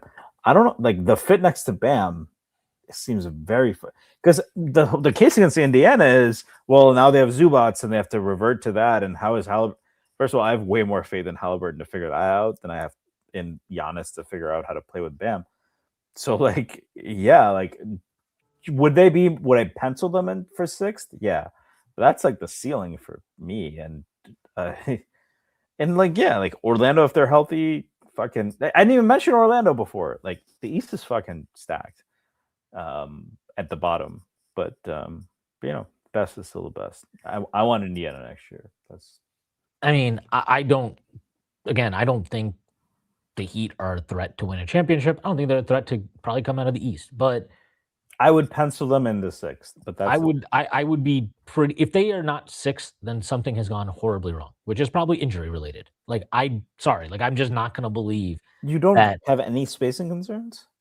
I think like you can figure out spacing. Like this is No, not no, like this is an extreme version of that. okay, but the There's offseason just two the non-shooters in the offseason front just court. started. It just started. Okay. Their point guard doesn't shoot. Again, their offseason just started. They signed Tim Hardaway Jr. That's a decent start for them to get spacing around Giannis and Bam. They drafted whoever the fuck that kid was in the second round. Maybe he's going to shoot the ball for them. They have had a history of developing guys That's fair.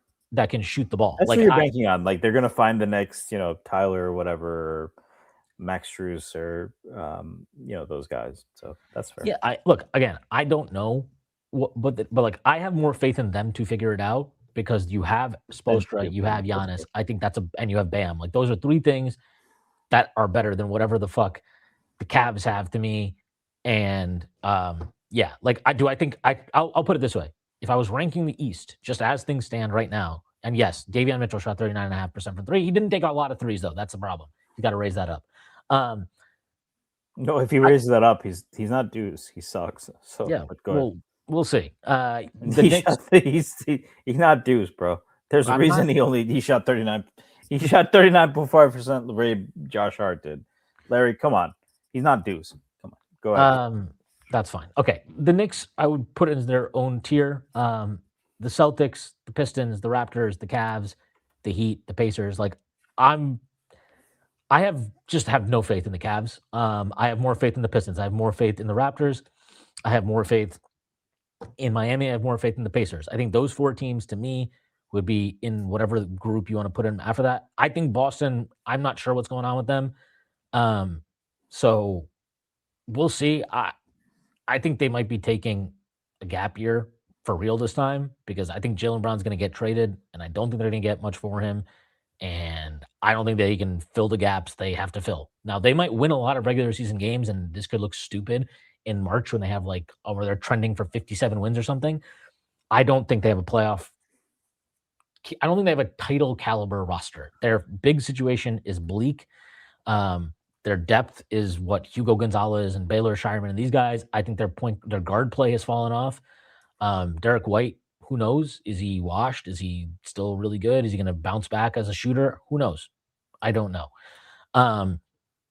But Yeah, I don't know. The East right now, I think it's trending in the right direction. It's stronger. So your top three, you'd say Detroit, Knicks, Indiana. Next here is Boston. You know, I would say the Knicks, based on what we saw in the postseason, they're in their own tier. And then after that, I and you would don't think put losing Mitch potentially changes that? I don't know. Mitch didn't do much in the playoffs, so I would still Yeah, give I agree. I But would I still just give the want to Knicks get the that on benefit of record. the doubt there. And So the then Knicks, then you have the, Detroit and I will Indiana. tell you Sorry. if if I can tell you, then I would have Detroit, I would have Toronto, I would have the Pacers. Those would be my next three teams. And I feel pretty strongly that the Pacers they're the team I'm kind of like I'd keep an eye on them the most, just because I have a lot of faith in Rick Carlisle. I think Halliburton coming back is a big deal, and that can fix a lot of what ails them. So that would be my next group, and then after that, however you want to put it, Boston, Miami, Cleveland is fine. I'm not. I think Atlanta is going to take a step back. I actually kind of like the things that they are doing, but I don't know. I mean, they took 2 games off what looked like the Lakers from 2000. So Yeah, that's kind of that should give them confidence. it should give them confidence. They also got their ass kicked the last 3 games of that series, pretty embarrassing fashion. So did everybody else, though. I don't know. Not everybody else was down 61 at home, so that was the thing that I mean, happened. they did better than Philly. I thought they put up better fight than Philly, better fight than Cleveland. I And think San they played Antonio a is a version great of the team. Knicks that was not the version of the Knicks that happened after Game 3. That's fair. And I don't think Jalen Johnson is a particularly threatening half-court creator or centerpiece, which we saw. They were very, very dependent on CJ McCollum giving them juice, and How much is left of that? and I don't know that you can keep riding that. They took who was in the draft? They took a guard. I forget his name. Who cares? Kingston Flemings, I think. I Yeah, mean, Kingston that Flemings. helps them, but like, okay, so Atlanta, I do think is up and coming. Orlando, they would have beat Detroit probably if Franz didn't get hurt, and then who knows what happens after that, right? Is So that I don't know how impressive that is. And well, Detroit is in your top tier besides the Knicks, right? So yeah, I think they're going to do stuff. I know that they're off to a kind of a weird start in free agency, but I think you win 60 games, and yeah, I'm just going to give you a little bit more benefit of the doubt. That Orlando series was weird. Orlando might just be a bad matchup for them. Also, like Orlando had success against them in the regular season as well. It might just be one of those things where it's a bad matchup for them. But I think I would have more faith in Detroit than Orlando for sure. I know that they hired a new coach. We will see what occurs here. So yeah. So anyway, yeah, look, free agency right now is dead. This is probably the worst open to free agency we've ever had. Nothing is happening, so that's great. A lot of trades, though. So I mean, we should talk about the trades. How do you feel about the Toronto trade overall? Like, I feel like Toronto didn't give much up. No, it sounds like given Kawhi's injuries and all of that, maybe not that high on it for them, but it seems like this is a pretty low downside, high upside trade for them. I mean, every time they've had Kawhi Leonard on the team, they've won a championship. So yeah, this is kind of interesting. The terms of the trade actually just got finalized now. So it's Leonard to the Raptors. The Clippers also get unprotected picks in 2031 and 2033, which is interesting. They got a 2030 and 2033 second round picks, and they have a 2027 pick swap, which I don't anticipate the Clippers will be making use of that pick swap. So yeah. And Kawhi did play 65 games last year. So. Yeah, I don't know. I mean, I think it's a good trade for Toronto. I'm just not really sure where else they're going to go from here. I guess you have some picks you can trade in 2027 and 2029.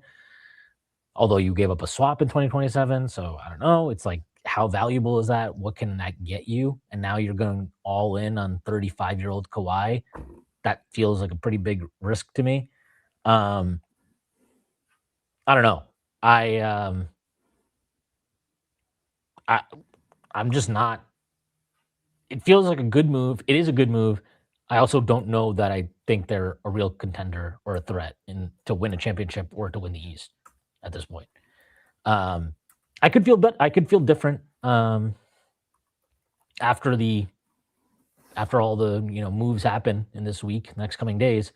But for now, yeah, I think they're better than they were yesterday, but they are not a challenger to me. They're not a contender. I don't think that's like a hot take, but maybe I'm wrong. But if they were to, the other part of it is they clearly need front court depth and even not just depth, right? Like a starting center. It seems like the Knicks' plan will be to, barring something unexpected, they're not going to re-sign Mitchell Robinson.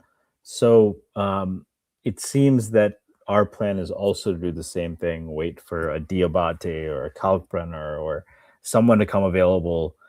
And I wonder if there are going to be a lot of teams also in that market and if that changes things, right? It seems like that would be the Raptors' plan as well. Like, we got Kawhi, we'll figure it out as the season goes along. Just like we're like, we have a championship roster. We lost the guy who played 14 minutes a game, but we'll figure it out as the season goes along. Yeah. I think that's for sure. But they need a starting center, which I feel is like a much higher level of acquisition you need to make in season. And the picks you got left to kind of make these deals are not your greatest value assets out there. So what are you getting? Who are you getting? I don't know. You have to make the Kawhi trade, I think, in their position, just because you got out the Ingram deal, which is good. What else were you going to do that's even like worthwhile, really? So yeah, I don't know. I think it's a good move, but I don't know that it, as it stands, it's still not enough.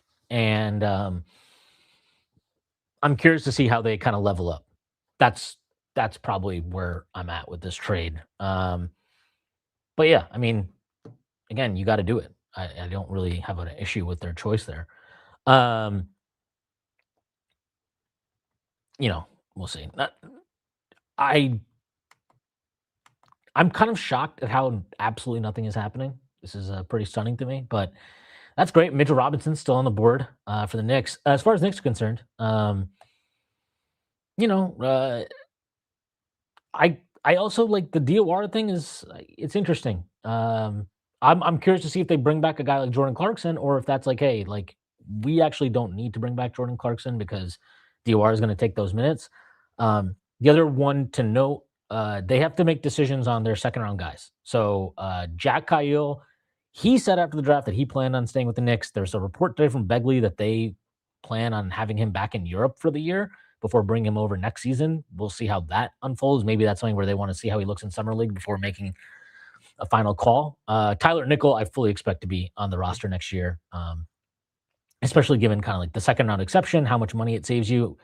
I would expect at least one of those guys to be rostered, if not both. So we will see how that plays out. But yeah, I mean, are the Knicks in a worse position without Mitchell Robinson? Sure, but I think you have to feel pretty good about the guys they have brought back and that the rest of their roster, as it stands, again, is in place.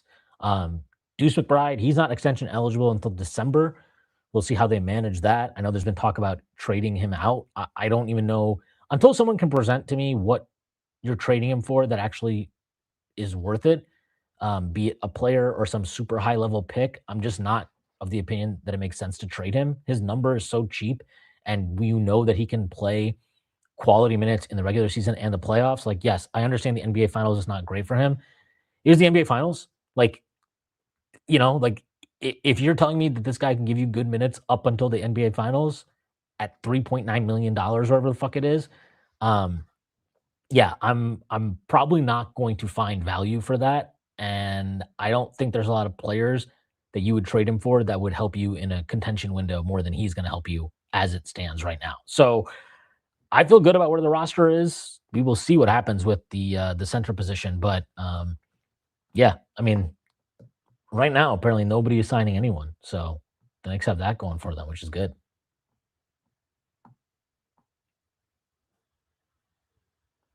Stacey, anything? With the center market, seems I think that's going to be prohibitive for Mitch, but they got 2 out of 3 guys back, and they're staying under the center. It comes down to: do you think it would have been worth going over the second apron to get Mitch? And do you think that they could have gotten under if it didn't work out? I have no idea how to answer the second question, but I also think the first question, like if that was just going to be what it was, then yeah, no, it's not worth it right now. He wasn't. They went 16-3, and he was not a big factor. He was he a much bigger factor than Jordan Clarkson? So maybe a bigger factor. Was he a bigger factor than Landry Shamet? I wouldn't say so. So they're doing what they are, and other teams are making big moves, and that's part of the reason why you don't go into the second apron, because other teams are getting better. Oklahoma City has moves they can make. San Antonio has moves they're going to make. Boston has moves they can make. So other teams are going to get better, and just locking yourself into a team that, yes, that was an awesome team. It's a team that might have lost to Oklahoma City. It is not a team that was. We're not the Warriors with KD where we can just sit down, right? Like, we also need to have the flexibility to get better, and I think all of this proves everything else. And Larry said this, right? Toronto's better today than yesterday. Absolutely. Do I think they're going to beat us? No, but other teams that if Detroit traded for Kawhi, yeah, that might put them over the top, and their own young players are going to get better. So, I think that other teams are not going to sit there and just be like, we'll run it back because we think the Knicks suck. Even though that Vince Goodwill might think that, right? That other teams should run it back because the Knicks suck. But other teams certainly aren't behaving that way, and I don't think the Knicks should either. Yeah. What I find kind of interesting right now, with how this is unfolding, if the center market is dragging, I do wonder if it opens up an opportunity for them to bring back Mitch, even at a lower number. I don't know. How long is he going to wait? And how long are teams going to wait? Like, at some point, if you need a center, like, are you really going to sit there and wait for Jalen Duren and wait for Walker Kessler to make decisions and then have to play maybe like a restricted free agency game? I don't think so. So, yeah, I don't know. The Mitch thing is, I hope he's back, but I'm very curious to see how it goes. I feel like you're going to find it. I feel like it behooves him to make a decision sooner rather than later. So yeah, I don't know. I'm definitely interested in that. Well, obviously, we're all interested in seeing what happens with Mitchell Robinson. You know, uh, but yeah, like the state of the East, it's much stronger than I think it was last year. Just you have guys getting healthy. I think it was Kawhi's better back. in the West last year, by the way. But sorry, go ahead. I mean, it was at least on par with the West. Obviously, the champs were in the East, though. So, like, the idea that this was like some JV versus varsity conference thing was always ridiculous to me. And the Eastern Conference, again, it got better now. So, Like, I would what I said was 5 of the best 7 teams. This was before the Kawhi trade, right? But I think you have San Antonio, Oklahoma City. I think New York, Boston, Detroit, Cleveland, and Indiana are better than anyone else in the West. You want to put Denver in there, fine. Then it's 4 of the best 7 teams. Minnesota, no. Houston, no. Like, I think all 5 of those teams are better than Minnesota, Houston, LA. We'll see what they do with their depth, and now they lost LeBron. Yeah, that's what I think. And then, like, when you go to the depth, like I said, like, there's 11 like playoff caliber teams right now. I'm including Charlotte in that. I think Washington and Brooklyn are not going to be pushovers. There are real pushovers. Like, are we really worried about Portland? Like, what would Portland even finish? Like, Portland would be maybe a play-in. I don't even think Portland would be a play-in team, and they're considered a pretty strong team in the West. Minnesota would be maybe a 6th seed. LA would be maybe a 6th seed. So yeah, like I think that the Knicks, the East just has way more depth. And clearly, based on the finals, have at least the same amount of top end talent. Like I think there are 3 elite teams in the league right now. The Knicks are one of them, and we'll see if Detroit or Boston or Toronto can come into that, or if Miami can, if Spoelstra really is the greatest coach of all time. But right now, that's what it looks like. Yeah. We'll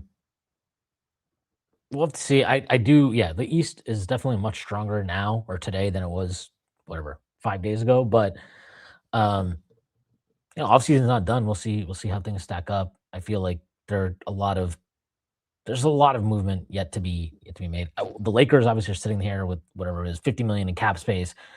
I don't really know what the hell they're going to do if they're not going to go after Walker Kessler or Jalen Duren, like make a big offer sheet to either of these Jalen guys. Brown, or do you think the Celtics won't trade with them? I don't think the Celtics would trade with them, and also like they can't just take that's. Do you think the rivalry is that big that because it's not a division rivalry? You play them twice a year. You have to see them to the finals. You think that still matters? Yeah, I don't think like they're the 2 teams with the most championships, right? So it's like kind of like its own separate rivalry. Um, who knows? I mean, Boston, right? Like if it's like the thing is like if I find it interesting, Jake Fisher said Duren wants to go to Boston. Do we know that Boston wants Jalen Duren? Like they need a center. They need a starting center. So it's not out of the question. But he doesn't fit their. Well, he doesn't fit a lot of like.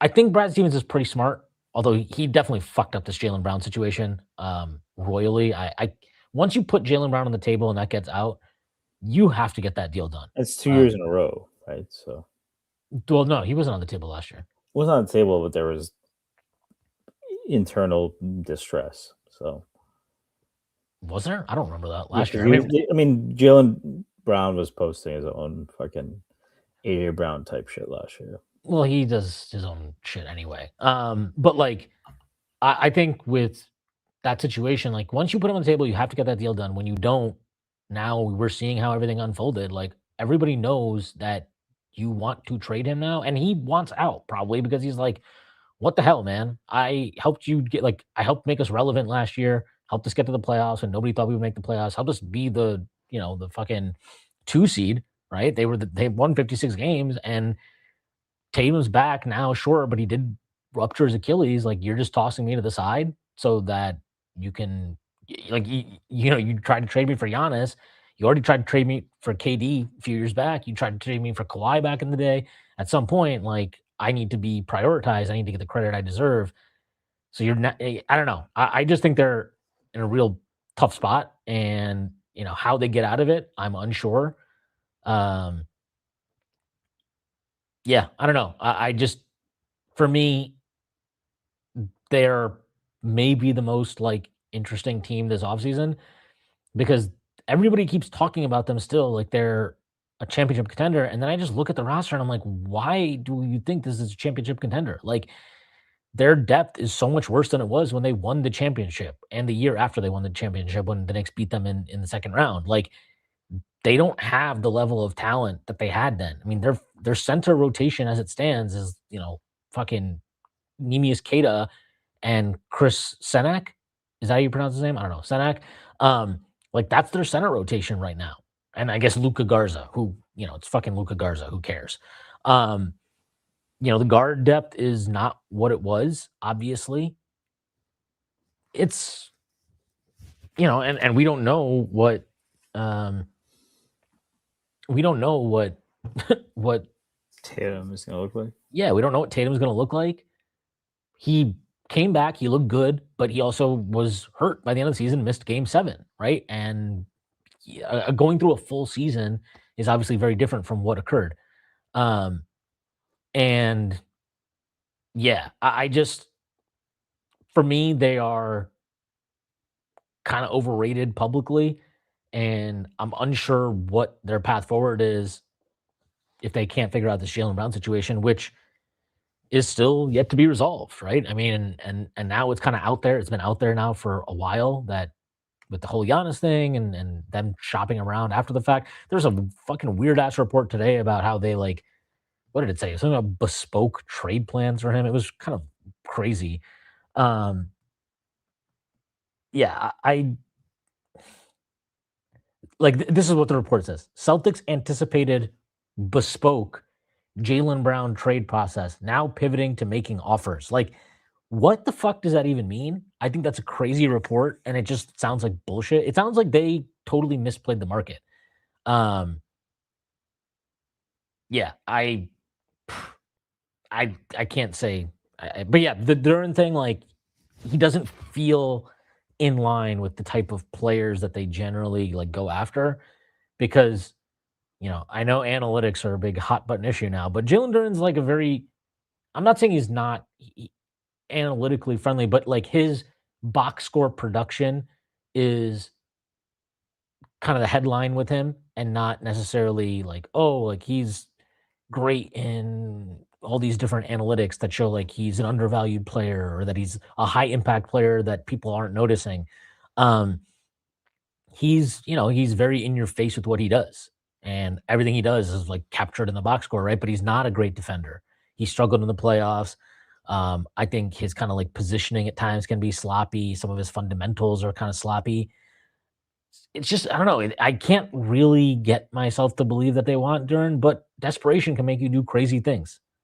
Um, yeah. Yeah, like he's a weird. How much better can he get? That's the question. Because he still has stiff hips. Like can he be an elite defensive center? Probably not. But he has the handle. He's showed the pull up. The flashes are really enticing. Um, and I think that it's worth the bet. But Detroit got there a little early. Is that a weird thing to say? The Detroit, like last year, I think all of us compared them to the Knicks in 2021, where that was like our year where we like made our stamp. We're in the mix. We're not really a contender. And the next 2 years later, then they were like, well, we can win. And then it took time, right? And that allowed them the space and time to make those moves. And Duran getting this good, but still having the ceiling so quick, I think puts them in a little bit of a tough spot. If I was them, I would hold on to him, but it's also with Osar, it's a tough fit.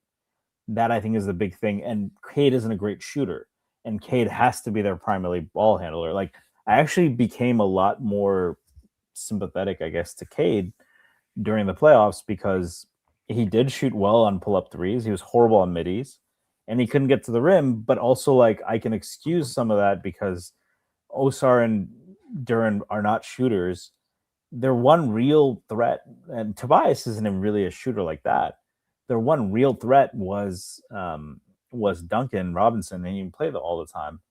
They didn't really have shooters, so I think at some point you have to break up the Osar Duran pairing, and it sounds like from all the reporting we've heard, they're way more into Osar, which I kind of get because Osar is just like you even said. I think OG is a better defender than Osar. We don't have to have that debate anymore. But that's the level of defender you're talking about. Like if he's in a convo with OG, then yeah, he's fucking one of one. And we've seen what his brother can do. Like, can you develop him into a creator that can, like, if he can become the kind of creator that can take pressure off Cade, and Cade is a capable catch and shoot guy, then you can replace Duran much more easily than you can replace that. And I think that's probably where they're at. Yeah. It's Asar is such a weird like it's so hard to properly value him because I feel like right now when he's on his rookie scale deal, it's easy, right? It's easy to just be like, oh my god, like the value he's providing is so awesome. Yes, he's flawed offensively, he doesn't space the floor, but like look at everything he does. I just think the perception and Duran's probably gonna experience Duran is experiencing this, right? He kind of experienced it in the playoffs where all of a sudden you're seeing all the flaws in his game really like come to bear. And yes, you do see like how him and Asar together, there's an issue there offensively. But as he's struggling through the postseason, it's like every mistake you're judging through the lens of like, are we really going to play this guy like $40 million? Like, I know he had a great All NBA regular season, but like, are we really going to do that? And I think Asar, who I'm pretty confident is going to get extended this year, this offseason. Once the ink is dry on that, and now I don't know what he's going to get paid, but let's just say it's like 5 years. I don't know, 180 million or something. All of a sudden now, every time you're on the floor and every time you're in the corner for three, and teams are just giving you that shot, and you can't make them pay, like that's the discussion point, right? Is like, can we win with this guy getting paid $35 million, whatever the hell it is? And I just think your flaws, paychecks change expectations, and it's easy to get caught up in like, man, the impact with this guy, and look at how great his defense is, and it is great, like it is amazing how good of a defender he is. But then, again, it's easy when you're on the rookie scale deal, and you're not worried about the tax, the first apron or the second apron, or oh, well, we're paying him, so we can't pay this guy, so we're losing talent here. Like that, you don't have to deal with that. They didn't deal with that at all this past season. And that's something that obviously the Knicks have had to live through with the last couple of years as they've pushed their chips in, and they're dealing with it right now in the offseason with Mitchell Robinson. We'll see again what happens. But like, yeah, I don't know. They would probably be smart to move off of one of those guys before you're paying all three of Cade, Sar, and Duren. And if you want to look at a team that kind of like had to make this decision or chose to make this decision, get ahead of it. It's the Knicks. Well, yeah, sure, the Knicks, but really the team that's doing it right now is the Hornets, right? They were like, yeah, you know what? We're going to pay Brandon Miller this offseason, and LaMelo Ball's on our team. And yes, we have this great close to the year. We're not going to get caught up on that because I think and part of the reason, Kobe, right? So yeah, and I think part of their reasoning was they did not think, with those guys getting paid and where they were in the East, like I think they got ahead of it. They were like, you know what, we're going to get ahead of this. We don't think this core is actually even worth going all in for or start pushing chips in for. So we're going to kind of reset the salary cap here a bit, give ourselves more runway to build up this roster, get more picks. And we'll see how it goes. It's definitely an unconventional move by them, but I think. Well, I mean, you said it before, right? Like, it's not that they got through the easy part, but they got the more straightforward part of just adding talent. Now is the hard part, right? To get that to a contender. So, yeah, and so or to like a champion. So right, it's the hardest. That's the hardest leap to make. It's not a hard leap to just become good. I know, like for Knicks fans, it felt that way for the better part of 20 years, but it's not the hardest thing in the world to get good. It's hard to go from good to great to contending, and you have to make hard decisions along the way. And I think the Knicks rightfully, that's why they didn't want to drag out, RJ Barrett into they extended him, obviously, right? But they didn't want to carry him into a fourth year, with a potential restricted free agency looming down the line. They didn't carry Emmanuel Quickley through the end of his rookie contract and have to play restricted free agency games with him. Like, they got ahead of those decisions. And these decisions, it feels like teams are having to make them faster and faster because nobody wants to let guys walk. Guys don't even want to go into free agency, right? So it's like all about getting an extension. So once you're in the last year of your contract, it's almost like you're actually already a free agent, almost type of deal. And it's tough to manage that stuff. And so I think like with the Hornets, I really genuinely, whether it works out for them or not, I really respect their willingness to just like stick with their prior eval, which was, they did not want to. They wanted to trade LaMelo last year. They just didn't have any good offers, and they pounced on the first one that they felt was good enough this year. So I think they deserve a lot of credit for that. We'll see how it works out. But Detroit is experiencing this right now, I think, where it's like, again, it's easy to go through this year and it's like, oh, like, Detroit versus everybody, and Cade's the MVP, and we're all like fighting the good fight, and nobody's actually getting paid other than Cade. And then all of a sudden it's like, okay, well, now it's time to pay Jalen Duren. Are we sure that we can pay Jalen Duren and Cade Cunningham and have this Asar extension coming in on the pipeline in a year from now, like, do we think that's actually a way to go about this? Now, that decision may get taken out of their hands, but in the sense that like Duran signs an offer sheet, maybe you just have to match it.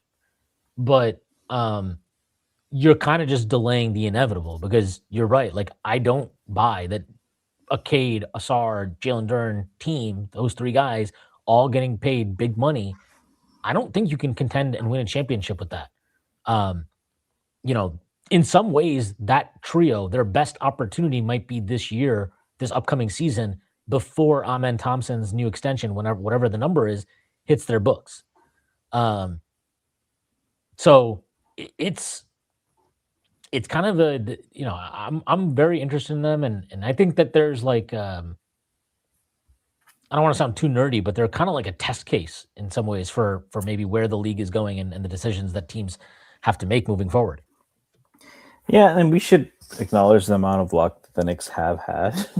Like, it all worked out really well, but Mikal working out, Cat working out, Brunson becoming this, like, yeah, it's a very probabilistic game, and that's why, you know, we've seen on Twitter the analytics versus eye test argument. The reality is, like, nobody knows what the fuck is going on. Analytics have not solved the draft. Analytics on the draft is still a fucking crapshoot, right? Nobody knows what's going to happen with most of these guys, certainly past the top 5. I think where analytics has the most impact is in team strategy. But, you know, in terms of evaluating whether this player, like, we used to think Quickly was the fucking bee's knees or whatever thing you want to, and then his advanced stats went down in Toronto, right? So context, all of these things matter a lot, and it's just, there's so many moving parts, and to get all that right, you still need a lot of luck, right? And I think the Knicks have done a good job, but it's not easy. And we'll see. Do I think, like, even if you go back to like, what if the Pistons traded for Ayo Dosunmu? Like, maybe they're in the finals. Who knows? But you know, we also know why they didn't, right? They had a team, they wanted to see how it played out. So, and like, we have the same conversations, right? Like, we didn't have any real wings, but we had a decent team. Even after we got OG, right? Can you play Randall at the 5? That was not a straightforward question, right? Do you make the trade for Cat even, right? Like, now it looks very obvious in retrospect. But I think even you and I would have said, like, I think you and I both liked the trade when it happened, but, you know, do you trade Dante and Randall if you can? Well, can you play Randall at the 5? Is Cat really that much of an upgrade? Those are not clear questions. Like, it's and I'll sit on the opposite side. Me and you were both against going all in for Mitchell, but maybe that would have worked, right? You don't know, and it's tough. So, a lot of uncertainty, a lot of moving parts, and a fair amount of luck. It's you do need luck. Every team that wins a championship gets some form of luck. But I'm talking about even constructing a team. Right? Yeah, like, we did. Like, yeah, I'm not saying it's lucky that Bridges became. No, but the Knicks got lucky. But like, that was a bet. Cat was a bet, right? Yeah. Well, think about a few things they got lucky with, in the sense of, like, they did not think Brunson was going to be Brunson, an MVP level player. Yeah, they didn't think. They thought he was going to be really good. They did not think he was going to be this good. Karl-Anthony Towns became available to them because of a cap situation in Minnesota that they had no control over. Like, that was, but they pounced on that opportunity. I mean, that's ultimately what a lot of these decisions coming down to is, like, see, everybody can, all of us, myself included, everybody, it's easy to judge things in hindsight, but in real time, to have the clarity of mind to make those calls is tough. It's really, really hard. Like, I would not have done the Bridges trade. I would not have done it.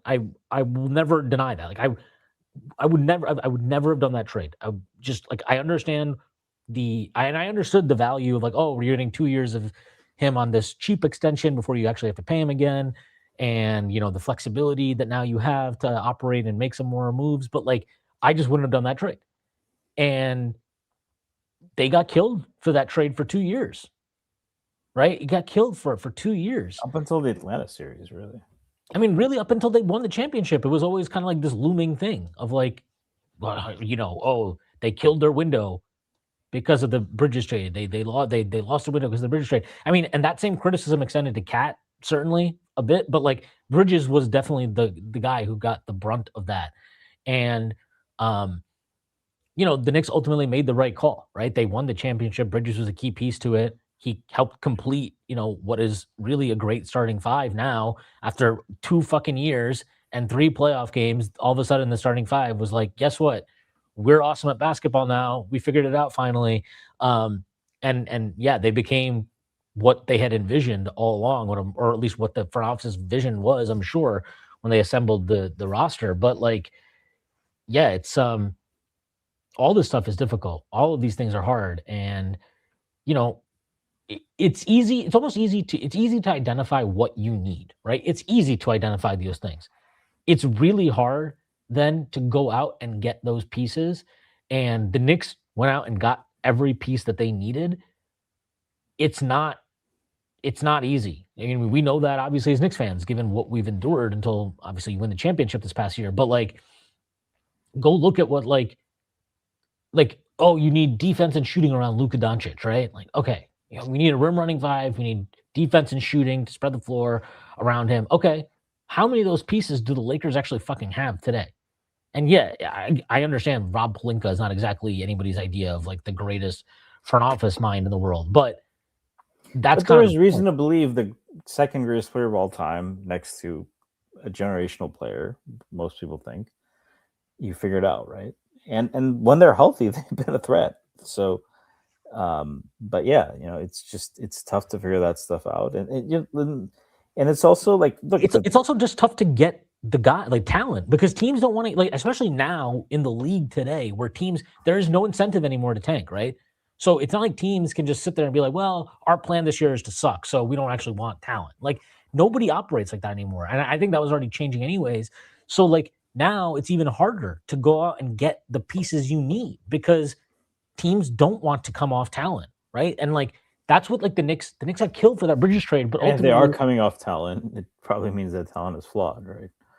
Yeah, we'll see what happens with LaMelo, but yeah, like I'll bring this tweet up. Like, Sam Quinn now views, like, I still think if the Raptors didn't give a first round pick, and I think is probably a negative for them. It's 100%. But yeah, it's if a team is willing to get off Kawhi, there's probably some reasons for that. I am interested, given that the Raptors do still have assets, what they do. They can probably get a center, and I am worried about how much, because the Knicks are probably going to be in the market for a center this season. How does that change our ability? If a guy like Musa Diabate or Kalkbrenner, does that drive up the price on them? I don't know, but it's tough. And the Knicks have been very fortunate and very foresightful. I don't think that's a word in terms of navigating it. So,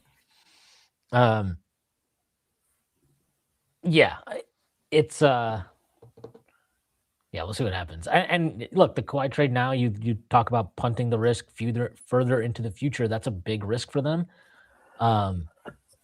What I'm curious is just to see like who they were negotiating against, because it felt like there were not a lot of public suitors for Kawhi, right? We know the Mavericks had some interest. The Mavericks don't really have shit to trade that's even worth it for Kawhi. I'm very curious to see how they extracted this price. Maybe it'll come out that like maybe Boston. I mean, was there a Jaylen Brown trade there? That's what I'm saying. Like, maybe Jaylen Brown's on the table. Now, I wouldn't want Jaylen Brown anyway.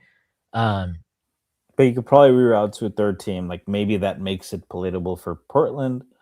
Was Portland maybe, if Portland wanted Jaylen Brown, apparently, were they not in the Kawhi sweepstakes? They have some intriguing young players.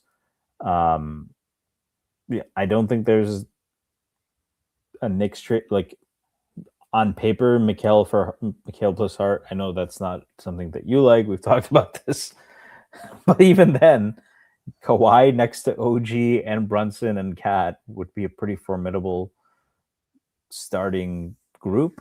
You put Deuce in there, the starting five. It is interesting that the market wasn't that high, and maybe teams know something about his health that we don't. Yeah. Larry is saying in the chat that the Spurs were the other suitor. Thank God for that. Like they had Kawhi instead of Julian Champagny. I think that maybe we did not come back from 29 down. So well, it's pretty interesting because I wonder what their final offer would have been, because like you mentioned, I don't think the Raptors did not give up any meaningful player talent in this trade, right? They wanted to get off the Ingram contract, probably. And not only did you get off the contract, you're basically swapping out Ingram for Kawhi, right? That's like obvious. It's interesting they didn't want to get off quickly. That's part of it. Well, they might have. We don't know. They could have wanted to get off quickly. We have no idea how the negotiations went. But I would rather have quickly than Ingram if I'm getting Kawhi. And Grady Dick does not matter. But your entire risk here is those picks. It's the 2031 pick, it's the 2033 pick, and the pick swap, and I guess in 2027, which is not a real risk to me. But what would the Spurs have offered? Because their picks probably they do matter less, right? So you assume Harper and Castle are off the table, right? I would assume they're off the table, and also like their picks matter less because you're looking at this team, you're like, okay, they're gonna have Wemby for the next however many years. You just made the finals. Yeah, your picks are not. Nobody cares about your picks. So then maybe it's like, okay, we want all your picks, right? We want all of them. We want to take everything. Yeah, so 4 first-round picks and all the swaps, which are apparently more valuable, and then probably Vassell and whatever. The salary is the salary, Fox, I guess. Yeah, Fox, I don't know. To me, it's. Yeah, I don't know what the Spurs were offering, but thank God they didn't get him. I'll say that much. And thank God the Knicks won the championship this year, because I have a feeling, I suspect that the Spurs will not be going anywhere, and that they will be very much in the mix for championships in the current and long-term future. So I think we'll be right there too. But I mean, it's fair to say, I think still going into next season, I think the Knicks are second best team. Is that fair to say? I think so. I mean, I think you have to to me, it's like you're the defending champ. That doesn't diminish what they did. It's just no. I understand. I'm just saying, when you're the defending champ, I just feel like you should just automatically get called the best team in the league. They are, but I also think in a 7-game series, the only team I would fear is Oklahoma City. Yeah, I mean, just because they're kind of designed to take away we came up with a million counters to everything people did. The Knicks are the most versatile team, and OKC just happens to have answers for all that, So, yeah, you got a big signing here. Brandon Carlson agrees to a 1-year, $2.5 million deal. Does he play for the Permian Panthers? The Dillon Panthers. Sorry, he looks like it. Andrew Abraham asks, is Craig Carton Dolan's mouthpiece? He said Cat needs to take a pay cut so we can re-sign Mitch. I thought that doesn't apply to this year. It does not apply to this year, but I thought that was interesting because there's a path for the Knicks to pay Mitch, go over the second apron this year, and extend Cat at a number where next season you can duck back under. I did think that was interesting that he, of all people, Craig Carton of all people, was the one pushing this, because we know that he has an in with Dolan and Dolan goes on a show. Yeah, I thought that was interesting. If Mitch does ultimately end up coming back and the Knicks ultimately do go over the second apron, I think we can say that Craig Carton was probably not talking out of his ass. No, I don't think he's talking out of his ass. I just also think the Knicks are out of the Mitch business. For anything more than 6 or 7, especially if he's getting offers to start, which is what reports have said. I think they're just done with all the maintenance. He's not a high maintenance person. He seems to be high maintenance in terms of you have to rest him sometimes. You can only play this many minutes in a stint. In the playoffs, he can play this many minutes in a stint, but also Cat might get into foul trouble. And then if you're playing him without Cat all the time, then you have the potential of Hack-a-Shaq, which didn't really affect the Knicks, but they had to be vigilant about it, right? I loved Mike Brown was very on top of it for most of the playoffs, but there's a lot that you have to manage there. And he did not offensively rebound in the playoffs because he's on the scouting. And you can say that's probably the toughest part to quantify. It's like even when he's not rebounding, how much impact is he having from other teams sending two or three bodies at him and opening up things for other guys? But it's a lot, man. For if you're paying 15 million or upwards of 10 and going to the second apron, I just think they don't want to go in the second apron this year at all. I think they know they're going to have to pay Brunson in 2 years. They know that that's also when they'll have access to first round picks. And, if that costs you Mitch, that costs you Mitch. They brought back Shamit and Alvarado. They probably feel like they can find, and like, look, you did not win this championship because Mitch was some outlier player. This is not Cleveland 2023 where he single-handedly arguably won you that series. We do not win that series without Mitch. Certainly not in 5 games. This you can't say that really this year. And then you're looking at a guy who's 27, 28, a 7'1" guy who's had a history of injury issues. It's a lot. He's very useful. It's a very tough eval, but So, yeah, I mean, this is Tony Jones reported this. Tony Jones, who's had me blocked for about 5 years now. It's great.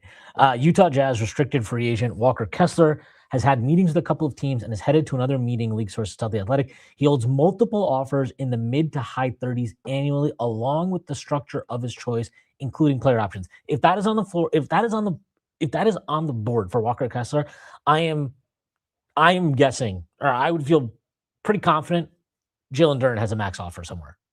If Walker Kessler has multiple offers in the mid to high 30s, I think that Jalen Duren can expect definitely a 40+ bag somewhere, if not the full max. I'm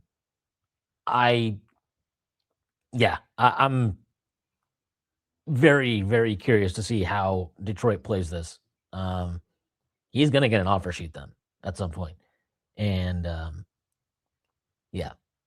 don't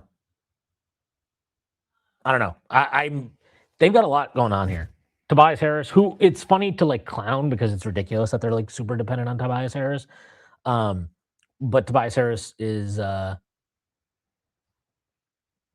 Tobias Harris is not exactly the guy you want to be beholden to, but if he leaves, like what their forward situation is the big problem. And that's where I think they probably are kind of having some issues because how many fours are even available? I mean, there's not many good fours available. And I don't know. It's definitely tough. We will see. I mean, the age thing with Mitch, I see people kind of getting on you here for that. I don't think 27, 28 for most players is not, you're not like at the end of the road there. You're in your prime years. Mitchell Robinson, and I don't know. I got to say, he's a big guy with lower body injuries for a lot of his career. I would also say, and it felt like this year he was bigger than he was in 2024, 25 when he came back. When he came back in that season, so like towards the end of the season, right? He comes back. He's obviously great. I mean, he was phenomenal in the 2025 playoffs. Probably his best postseason, which is saying a lot. But like I don't know. He looked so much more lumbering this year. And that's where I'm unsure. Like, is his 27, 28 different, because of the reasons you brought up, the lower body injuries and such? Is that different than it is for, whatever, like Jalen Brunson's 27, 28? I'm not just talking about player impact, obviously. I'm just talking about the way they're aging. I think that's a real valid concern for them. They have more medical information on Mitchell Robinson than anybody else in the NBA. That needs to be said. They also have one of the best medical staffs, if not the best medical staff in the NBA. We will never know the answer to this, but I do wonder, like, what level of risk assessment is that front office, or not that front office, that medical staff What are they giving Mitch? What is their risk assessment on Mitch? I don't know. It's very interesting to see how that plays out. And other teams are desperate too. The Knicks aren't not desperate in the sense of like you want to defend your championship, you want to put your best foot forward in that attempt. Losing Mitchell Robinson would hurt your ability to do that. If Towns were to get hurt, you obviously are in a very, very precarious position as things stand. Yeah, I don't know. I will just say, like, if he were to walk and it was like a 2-year, $30 million deal, I would be pretty annoyed by that because to me, like, the dollars matter less than the years with Mitch. And if you can keep the years down at like an MLB, a mid-level exception price, I just think it's worth it to do it. I really do. I don't even think it's that kind of debatable. Like, because even if he sucks, let's just say he gets hurt and he's. But so going in a second apron though. That's what you're saying. Well, yeah, but I'm okay with that because I think Mitch is worth it, and I think the roster have. But you're going in. You're losing a year potentially when Brunson gets paid. You have access to your picks to. I hear all that, and I also think that you can make a pretty reasonable argument that these next 2 years are the best remaining years that you have to contend. But I also don't hold it against the front office to not necessarily think that. One, Brunson has a game that's going to age well. I would argue the same for Cat. So, unless you think you can, like, I get why you would not want to waste a year to bring back Mitchell Robinson. I think it's more the idea that, like, we saw this team win and we feel like they have the right to run it back. And they are running it back with everyone besides one player who played 14 minutes a game and just doesn't look like the same player. Maybe he still is, right? He had something going on in his life. Like, he had all that stuff. Like, we've seen what this guy can do at full strength, but it's been a lot to maintain. And to go in to use a year for that, when, yeah, you can say that this year is more important than 2 years down the line, and maybe that's up for debate, but it's a high price to pay for a guy who might be playing 15 minutes a game in the playoffs. Yeah. It's a lot. I just think you can, I would do it because I do think that, like, this is the best chance you have to compete with this current core. I think you owe it to them to give them a real chance to compete. I'm not saying that you can without Mitch, but I do. The path is harder. The path to do that is harder. We saw very keenly the value of Mitch when he's playing well. We saw the value of that in Game 5, right? He gave you good minutes, and you were able to withstand the fact that Karl-Anthony Towns was in foul trouble. Still went down 16. You did, but they were going down no matter. If we went down every game, and usually it was because Cat was in foul trouble. Like, Cat's plus minus was that high for a reason. I mean, I don't know. I think I wouldn't say it was all Mitch. Like, they were down. They were down. Certainly didn't stabilize. No, he didn't. He had a bad finals. My point is, though, when you play, he had a bad playoffs. Like, he did he had a poor playoffs. I'm not denying any of that, but, like, his bad playoffs is still much better than, like, who are we replacing him with right now? Like, if we're being serious, we're talking about guys like Kevon Looney. Is that marginal impact when they won largely without him? They won a championship largely with him being mediocre at best. Is that worth using a year of your second apron? Because the counterexample, I'm not saying it's a cut and dry thing, right? And I think that I definitely, I'm not dismissing how you feel, but you can see the opposite side of that. You can see what happened to the Warriors, right? Steph is playing at 38 and doing nothing. We don't want that to happen to Brunson, right? So, Steph is not doing nothing. What I mean is the team has no hope. Yeah. It's yeah, and the question, I'm seeing the comments. The question isn't Mitch's value. The question is that incremental value versus what you can replace it with worth using a year of the second apron? That's the question. And I genuinely don't think that Leon Rose is answering that in the affirmative. Because, and that's the whole, like, the reason this became a whole fucking thing. One is because, yeah, we all wanted them. I wanted them to bring it. I would like to bring the same fucking team back. They won the championship. I don't want these guys to ever, let alone have to pay for a drink again in New York. But play, like, if I have to fucking see Mitch in a road uniform, yeah, it's gonna fucking crush me. I have been defending him to you all season. That's just not how this front office is operated. So the idea that this front office is suddenly willing to sacrifice the future for now, despite the fact that they've this is the same conversation. They didn't trade for Mitchell. They're not willing to do it. They're not consolidating. They're punting away draft picks for a win now. Like, nobody is ever satisfied with the front office. And like last year they fired Tibbs. I think if you think the front office is making the wrong decision, that's fine. I think I trust this front office. I think where I disagree, and not, as I've said thousands of times on this pod, I do not like James Dolan. But if your assessment is that this is happening because Dolan is cheap, I just don't. I think there's plenty of basketball reasons not to do it. We can disagree with that.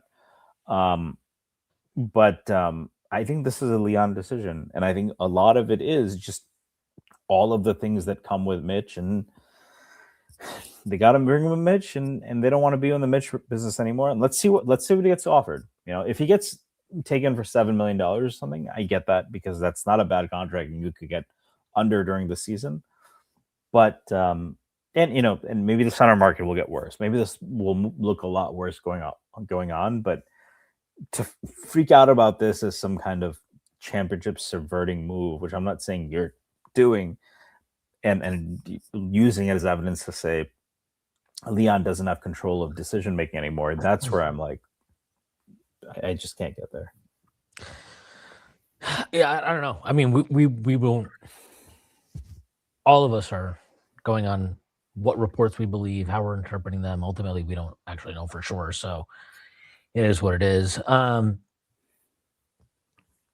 Look, this free agency is fucking brutal right now. So that's that kind of sucks.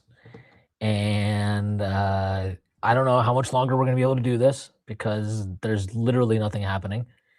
The biggest news currently, just so that nobody can accuse us of not doing our full work here. Latest news: Kobe Sanders has agreed to a 4-year, $11.2 million contract to return to the Los Angeles Clippers.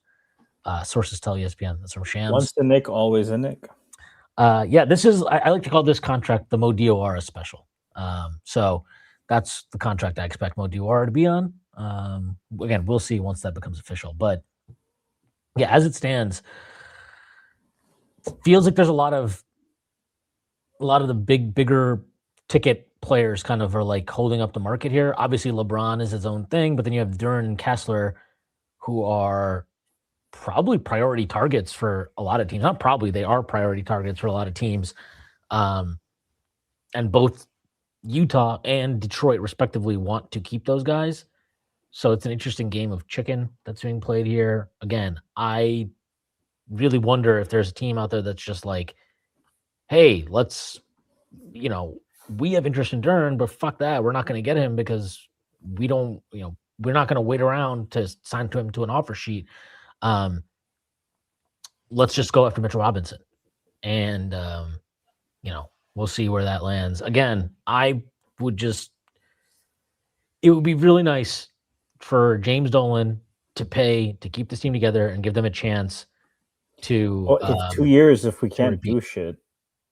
Like, you remember how we were talking about Giannis is available, but you spent 5 picks on Mikal Bridges? What if that's what happens in 2 years? Right? What do you mean? Like, we have picks, but there's a move out there. Brunson and Cat are a little bit diminished, but still someone you want to build around. And we have just no ability to make a move because we already used our second apron years. I don't know. It's possible. Jeremy Cohen did a much better job of laying all this out than I ever will.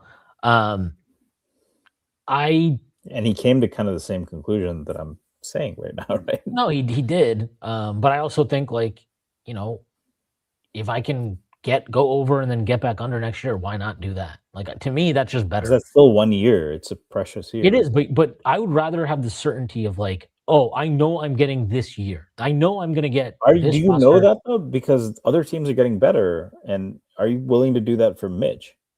Yes. And and Larry says you can always get under the apron anytime. So, like, if you could tell me that we can get under the apron by the trade deadline and not use this year, I would be on that. I think that's a lot. I don't think the front office believes that's as easy as it would to me. This is an obvious year that you use one of your apron years. Like, you're a defending champion. Like, what do you mean we're not going into the apron for this season? That to me, the actual that to me, the only things that's not how this front office. That's the same thing as saying we don't know.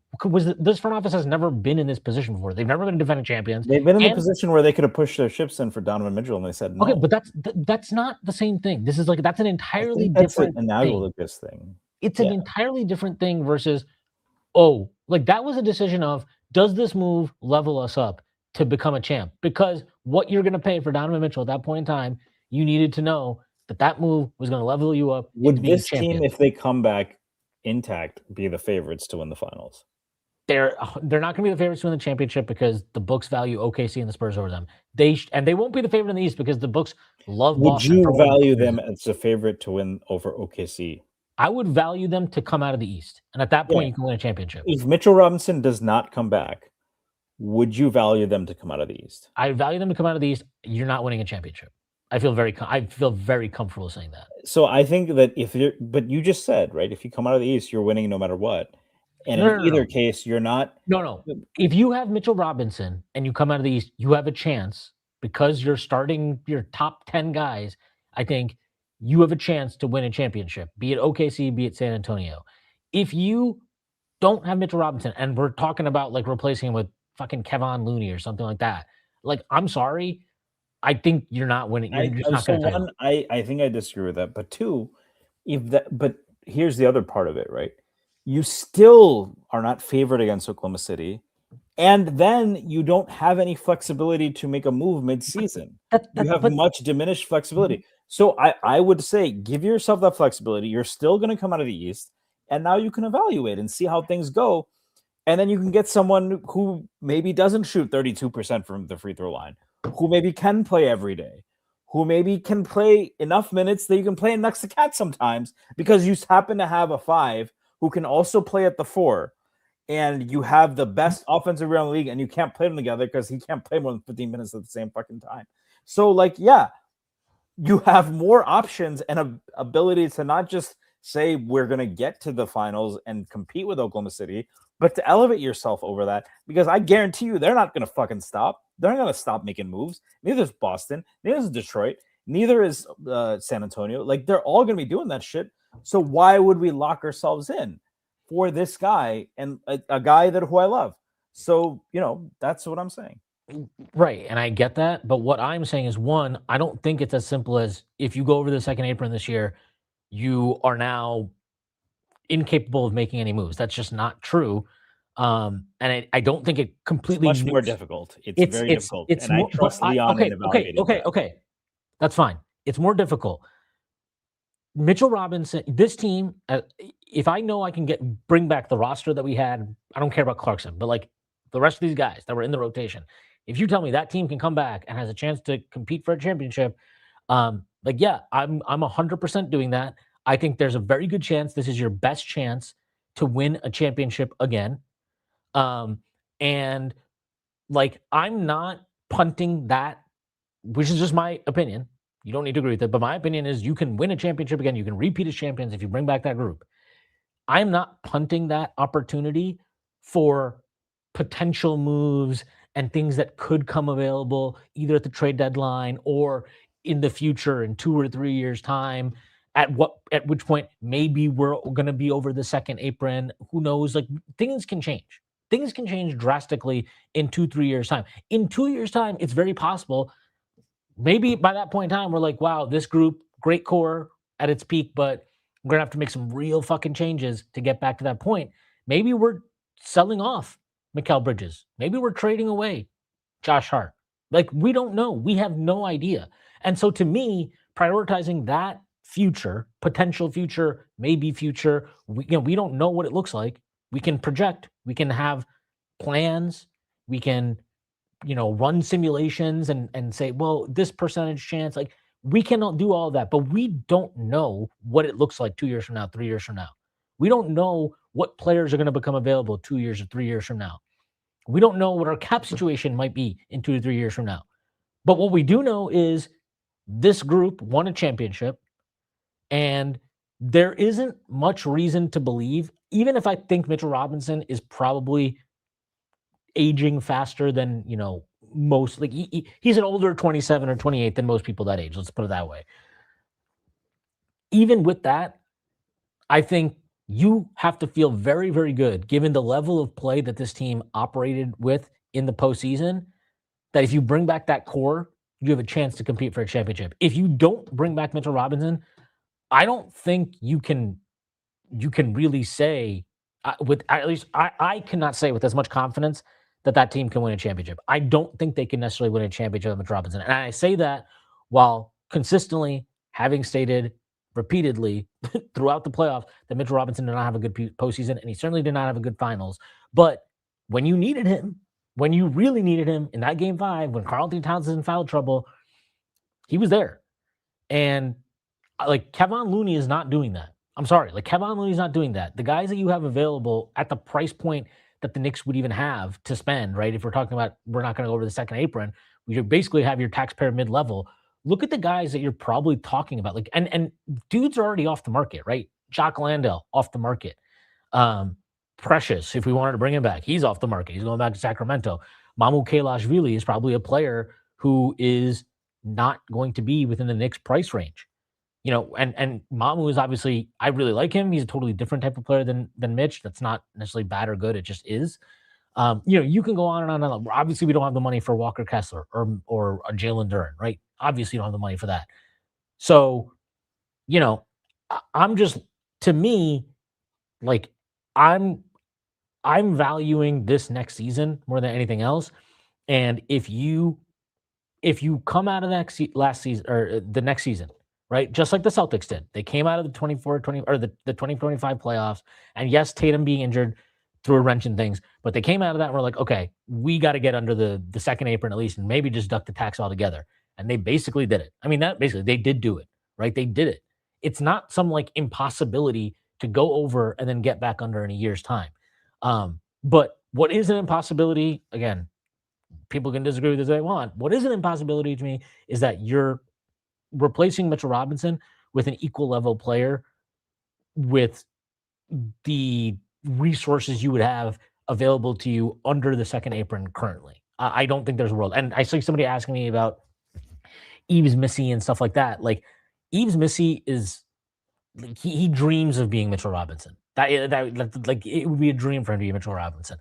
Ryan Kalkbrenner is another guy that's come up. Like I like again, a Mitchell Robinson plays 25 minutes a game though. But that's what a backup center plays. Like that's what how many minutes is a backup center going to play? But Mitch doesn't.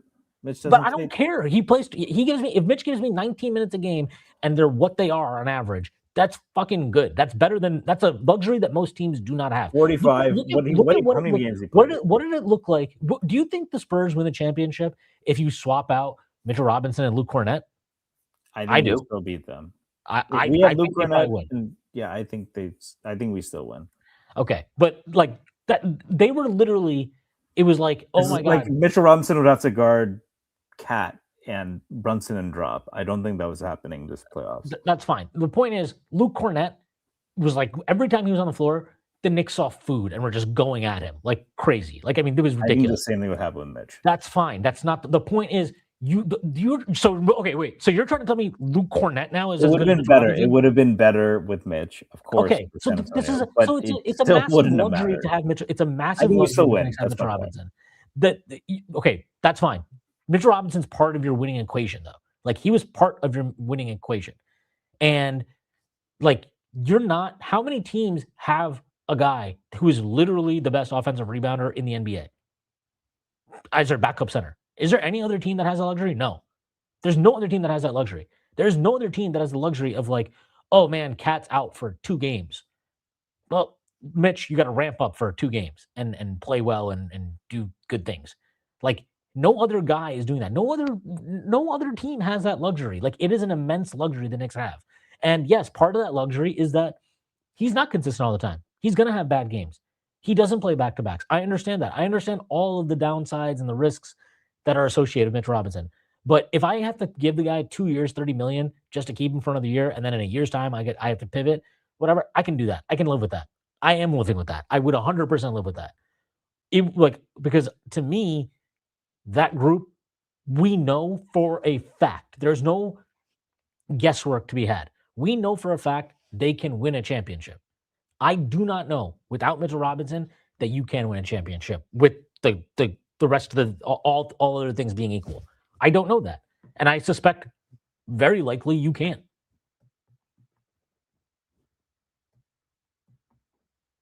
Yeah, I just don't think we're going to agree. I think the question, and I think we don't all conceptualize exactly how much it restricts us, but if you look at Dolan's quote, which seems to have stirred up all of this, he talked specifically, this is about going in second apron is suicide. And he specifically mentioned the restrictions. For a backup center who plays 15 minutes a game, who plays 60 games a year, yeah, we know what his impact is at his best. It wasn't that this playoffs. You know, I get the other side. I would like him to be back.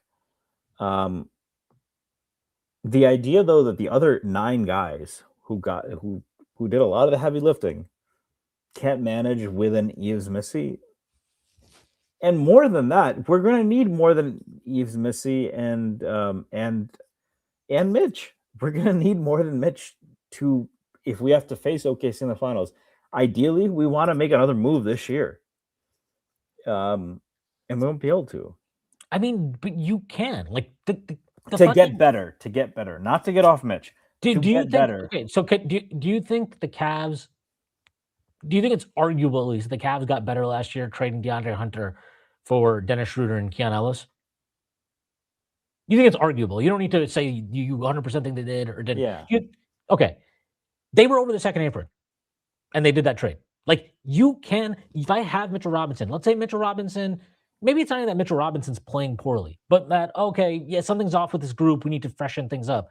I think Mitchell Robinson on that contract probably still has value that other teams in the league. Me to debate whether I trust your cap knowledge or Jeremy's. It's not cap knowledge. This is not cap knowledge. This is not cap. No, it's not. This is not cap knowledge. This is about, do you think at $15 million you can trade Mitchell Robinson at the trade deadline if you need to? If he's on 2 years, $30 million. If you can get him for that, yeah, I don't think, but it sounds like that's not what's on the table. We don't know what's on the table. I'm just throwing out a hypothetical. The hypothetical was if Mitchell Robinson signed for 2 years, $30 million somewhere else, I'd be annoyed. Like, so 2 years, $30 million, and he doesn't play the first half of the year, or he's ass like that. Then that has a low floor. Like, then you can't move him. But there's disaster. There's disaster scenarios with anything. So if we're just going to say the disaster scenarios, the probability in this one is larger with an injury. It's larger, but that's also why you wouldn't be talking about, like, again, if he got a 4-year deal, then I'm out. Like, I understand it. Good for him. Shake his hand.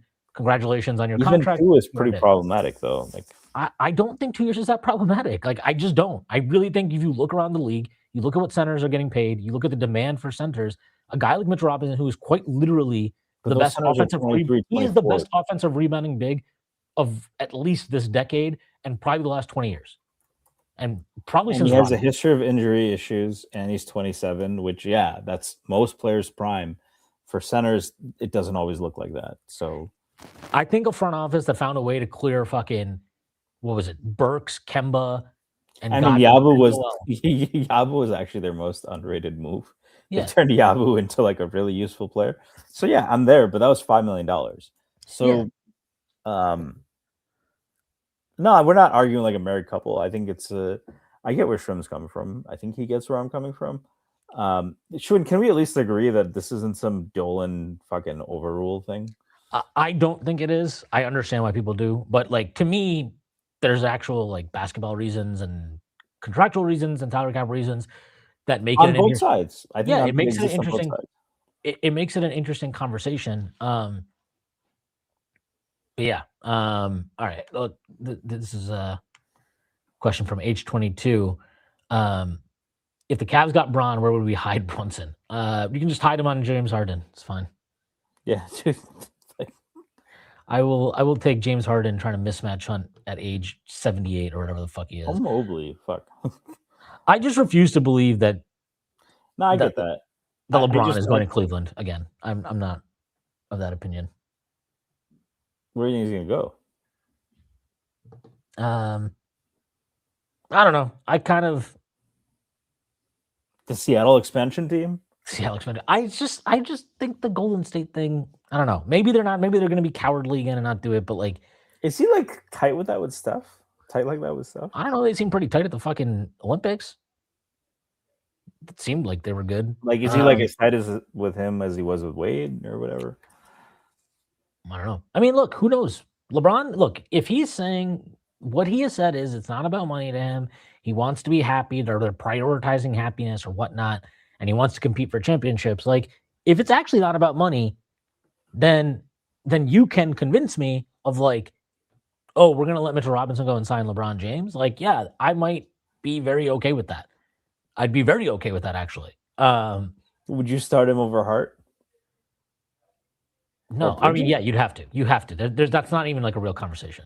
You just have to do it, and then you have to talk to Josh Hart. But I think LeBron's probably Sorry, this is Bron. But he's like one of the it's one of the few guys, right, where it's like, look, dude, like be fucking serious here. You're coming off the bench. Like that's the conversation you're having, and it'll be fine. But he's one of the few guys, right? Like it's different for different guys. But yeah, look, is that actually on the table for the Knicks? Probably not. Like he still wants to get paid, and he probably can, right? So yeah, it's probably not. But does Charlotte have cap space? He'd be interesting there. Yeah, Charlotte can pay him. I don't think that he's going to go to Charlotte though. That's tough. That would be, but like that would be a fun fucking team because then Kobe White, they get like that's the whole thing that everyone's talking about, right? Like LaMelo brought all the passing and playmaking. Well, you have literally the best version of that. Yeah, and then Kobe gets to do all the off-ball stuff, and that would be a fun team for him. Like, and yeah, maybe I mean, they're not gonna beat us, but they'd be a contender. Yeah, we'll see. Okay, I think I'm sorry. This stream cannot go on longer. Adam Silver has killed free agency. I guess I'll just ask you: Do you have any thoughts on the Kyle maybe going back to Germany thing instead of being on the roster? Do you have any thoughts on that? Not really. I think long term he looks like I've heard. I think that he's a weird guy because the draft evaluations I've heard for him have been very divergent. I've heard people say he's a great physical defender. I've heard people say he's not attentive. It sounds like he's very talented defensively, but maybe not because he has a high offensive load. Not there. Sounds like he can shoot, but shot selection is bad. Again, was asked to carry a large load. They want to save cap. Realistically, like I think they can bring back Carl Clarkson if they want. If they don't, it's because they have somebody else. So there's no real need. I think long term, it's the kind of guy you would want next to Brunson, a guy who can run point and pass and allow Brunson to play off ball more while also being able to play a point of attack. So I think it's fine. I don't have very strong opinions on it. Does that end up being your next Rokobitis? Yeah, maybe. But that doesn't really hurt the Knicks. So I think he'll come over. I think there's a larger chance of that. Just have a lot of guys, and they need to keep, restocking the lottery picks. And some of them become Dadier, and some of them become Diawara, who I actually do think Diawara is somebody they believe can be a rotation player this year. And that's what I'm most fascinated about. Does Diawara take minutes from Clarkson and take that role over? That's what I'm most fascinated about this year. So Yeah, we'll see. All right, we're gonna end it there. If the Knicks do something, we'll do a live stream. Or if maybe Mitch signs somewhere, maybe we'll do a live stream. Thank you to our sponsor, FanDuel. Thank you to everybody for the super chats. Thank you for the comments. Thanks for hanging out with us. Again, if anything useful occurs for the Knicks, or if we get any update on Mitchell Robinson that is, I think, either way, friendly or unfriendly, I think we'll probably have a live stream. So maybe the night's not over. We'll see how it goes. All right. Thanks again to everybody. And we will see you all sometime soon, whenever that may be. Peace.